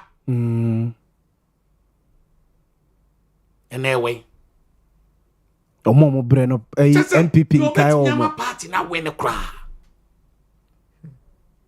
so near the akoshe fie near ye na we ye menua we ye me mame he say no omo sande be election ya you forget it first na won't be na nkatafo fo be kuma choman because of ballot box Purevi. Yeah, mekai. And then macho man ba, why never sorry aba? They should learn. Sa no kra ne catch party mpanimfo na. Ya ibi ntiase. Libya boga, ye lusu ye. Ya no motiwa na Ismail sa, odi information me ma we no Poma nkapo, ono party no obam da be. Big men ne frame cancel Poma waka no kra asem na bam. Ye lusu mpanimfo ye MPP for Boamah baso. Because I am one of the young guys, sir. Me standing for almost 2 years, can't cry election. And I say, I did go in yet. And MPP in phone him. Omon Gabi won't be. Nana Kufuor be if I me chairman Yanka. I want an Bema that time. That is why I support Kudia. Justin Kudia Frimpong. Still maintain. I saw them so no go so. Sir. General Secretary. Kudia started say all fighting Nana Kufuor. Say executive sitting in that time. Yen chenyi ken what is saying? Do baby away. Cannot for that. Yenya reshuffle. Yenya say. Kudia nya wonya supporter. Eti mu general secretary estate sa nkomo we cabinet meeting to extend that information catch and say mini option kameka se minti mi no nya den enya adwuma kodua ni nyina bi to no cabinet President Nana Danko Akufo-Addo kachire kodua say mini option kameka cho say minti mi no nya adwuma. Breaking news. I can't work with you. Yes. And na DC Fosro, ministers ro, obias I can work with you. No bias ro. Na Nana do mo pano de share member num ni e bomb pam no obian tibi nsu da. And a party in their co-position. O can crew so. Why in support to Nana Akufo-Addo say me can create? Yeah. Asante Mema, I was his campaign coordinator. Now o frekro bia so beba. Ba na ejinem. Me de bia me pe bia. I try to make impossible possible. Dear day now call. Me Gusawe. Ana Akufo-Addo ba no fra sam me. Me kwa na Twitter na konya. Sir. Our friend is saying. Eight solid years. Poor man amada. 8 solid years. One from that. Nana Akufo-Addo Tico number. Tigo. Yes. Did command a yes. But obedi president Ofrey. Na duma na se na ide. National security for never now. Obasa no ba ku bi o ho a. Na ne no man ne. So yeah, kanu kra ma party no agina. Hwe na doctor na ne obe win 2096 kofo e ba yo be win 2000. Ne enkola o pick ye minim so obe hu a woni mi ma no ya mensa. On Ohio secretary or tiny penny for all branches in US or your executive member. Patrick Seidu on an Northern Bell deputy wine director in case be okay. A bias so be one Northern Inani Achim. Not a middle belt, the coastal belt, and northern parts. Yes, deputy director. Yeah, in Colombian side, Doctor and Picky, and me, Pullman, demand or mensa. Omina only on your post, we saw Accra. We do mean our Manunti, Manuya, young man. But Doctor and the Connie on the air can put me trans. You must have been a papa be or that or that's a friend the base. Yeah, the friend said the base. Or he dabai. Yeah, but we need 2000. We pick him as coordinator. Do you know the main reason why I me pick him? You never told me party no more. I was youth. Your friend say world youth organizer. Yeah. That time I band winning in Abu. Yeah, Persia winning. The best was Porter. That time the buy one the biggest sport. Yeah. So in the knowledge of Dr. Anna, who say you pick him up away near man positioner. Almost 70% of Nipe bahono. Yeah. I see. Near papa, your friend Bogesin. I want you. Yeah, Bogesin. Now I'm getting to understand. Okay. Why you don't know. Bar owners now. Yeah, they don't know politics. They are talking. Yeah. No, dear John. Dr. Nani, dear Tinasi Busa Papa. We have to pick this man as vice chairman. Meanwhile, Sarah Papa no say one of the sawmills. On an area of fuel. Tina Drew Baby, or Chiano, my for Kakra. Someone young cop Muntinsim. So, Anna, Bogesin, a good so boy power and the boys. So when you pick Bogesin, no Yana, what we are on Joe, on them Qualane, Casase, Momesemi, and Qua team. Football team. Yeah. Oh, okay. You see how Anna Nenom almost style of, and then they don't even recognize these people because only say, oh, so why don't you do to me? Na me ba me can say power no me nua prani pra kra hu me oga so up my cho e be ya me nyan pra be say beji position mu say I am still one of the strongest in yeah meje so because minimum ya pick on the power yeah who things e kwa ho we nsa 7 o'clock akopom 11 me na wase e cost security for call isrim for papa mpani for ye would ye what time bi o a who approach you obi koya adesre de kura ni rain feeder who say a big respect and now they are man no what you don't know this NDC for no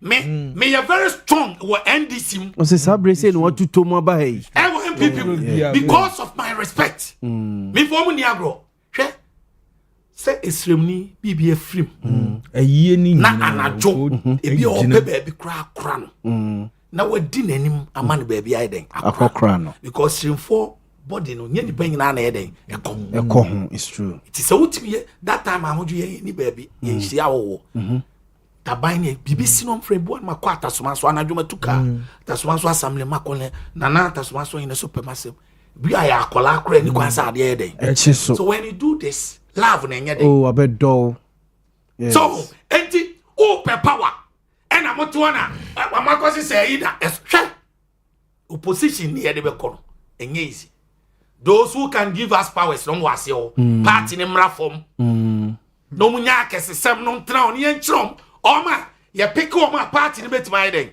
awene mate ni nya ase to ni akofa wei ni aye se hwa Jenapo for the end na wo now DC no John Jinapone Samuel Jinapo MPP ni no Samuel oni sanu ya NDC ni yes no okay anyway see no the control tech no mo hadwen doctor na no ni break it agents true sticker with the memfa akonya so mo Stephen Amo abaso time o chance am de ne ba MPP no baby a Jinapo kasa first ya hojo na campaign time 2004 ni akọ 2000 election we na ko for be call 2004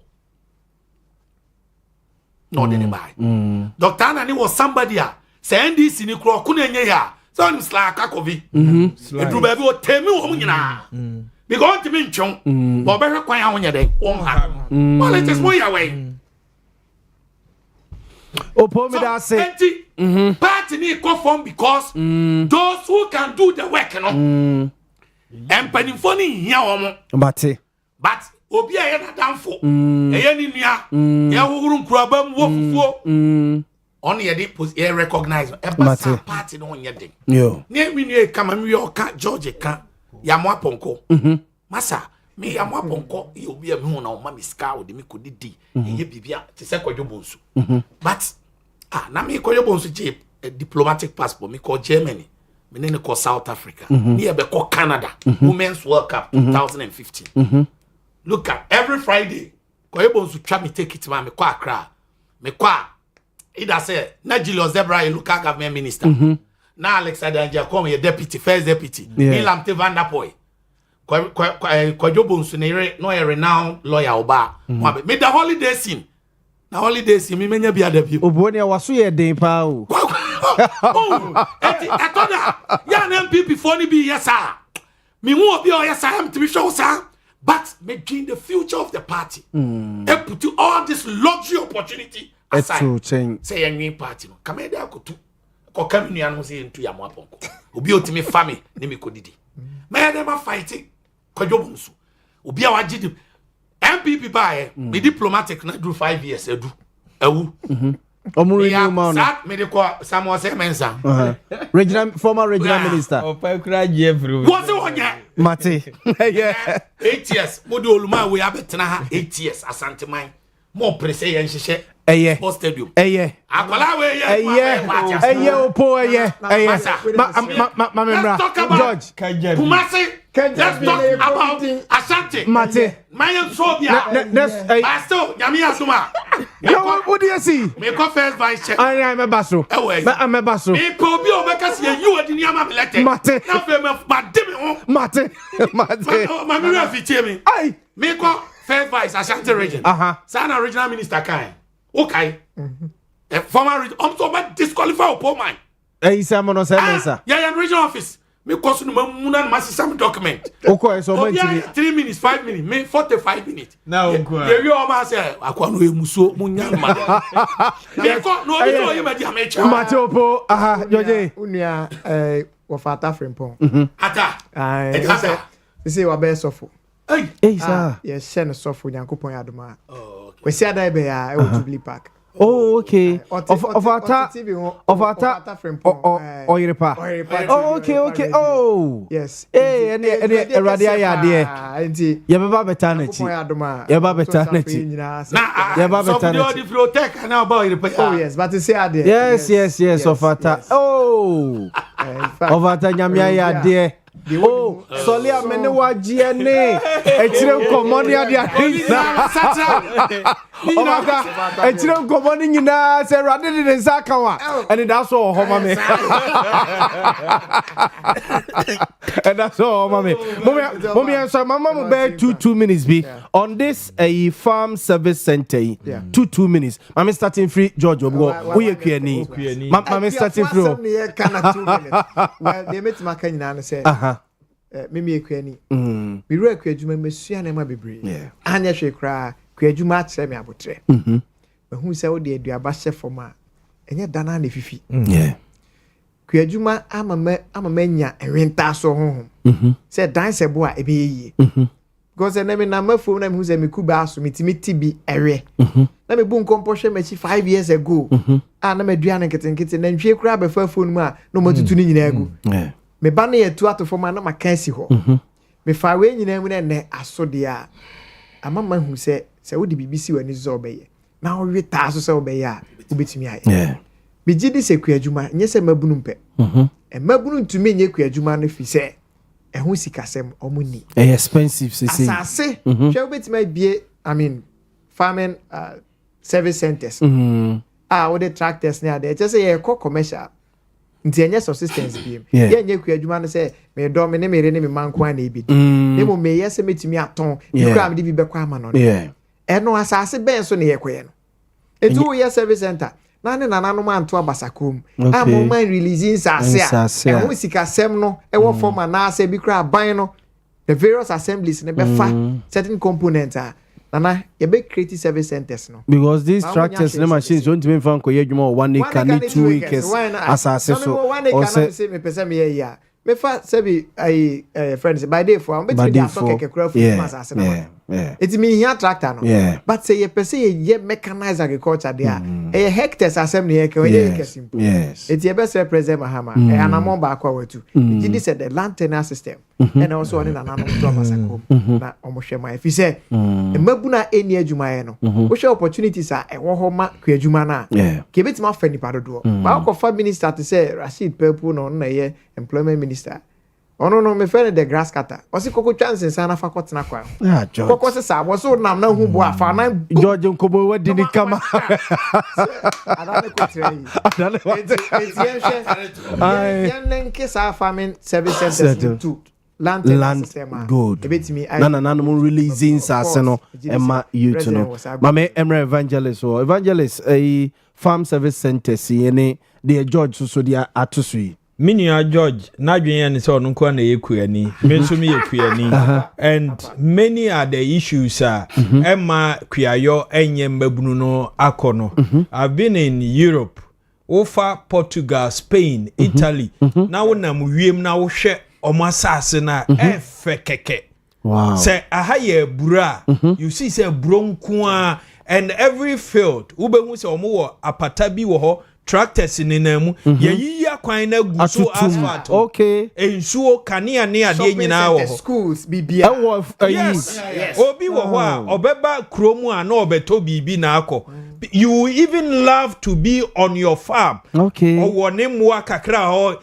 That is how they live. Okay. But Ghana hano asase asem minua ka ho asem is one of your problems. And then normal yedebeye inti President Mahama say this project represents a deliberate shift from traditional subsistence farming toward a more mechanized and commercially driven agricultural system.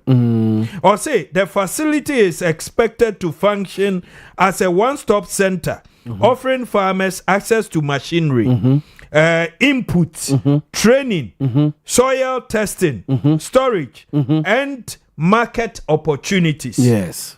Now, maybe we or say this is how we transform agriculture through practical, targeted investment. We are one of the many to come. I learned there are about 11 to come centers. Now, we share from plains one. Well, the Ashanti region side and the eastern region side near the who near ye queer. And may first acquire with Suabo. Honorable Kwame Ewuada Kwabaso or no Eastern region side. Yes, we will see on the TV. He's now having one of the biggest farms. Yes, so rice farm will be a why ye me investments and backroom and now appointment be a bit yameka. Okay. A while obetu kwa na brochiro okofa hu no ma aba. Okay. Tractors and machinery say wo ho no intimable president abaso say we a step in the right direction yanhwenka assassin sem no na mabunu enya good access easy access intimable minua George and Reverend Evans Chre Mensa he is also one youth so no santase minua no menini di nkomo the way anani je a black white mate from Lagos near and I'm catching say you can start something. And Paul call Sunyani Kwema Kojino started bunch near and because what being into everything agriculture now he's hosting agriculture investment programs even in Canada, UK, because US near there. This one there they say Abrem ni banon sube kobi Mate Opo Mamintio farm centers here. President has started with a from plains today. How the audience region shares or electric they say. Mo TV game.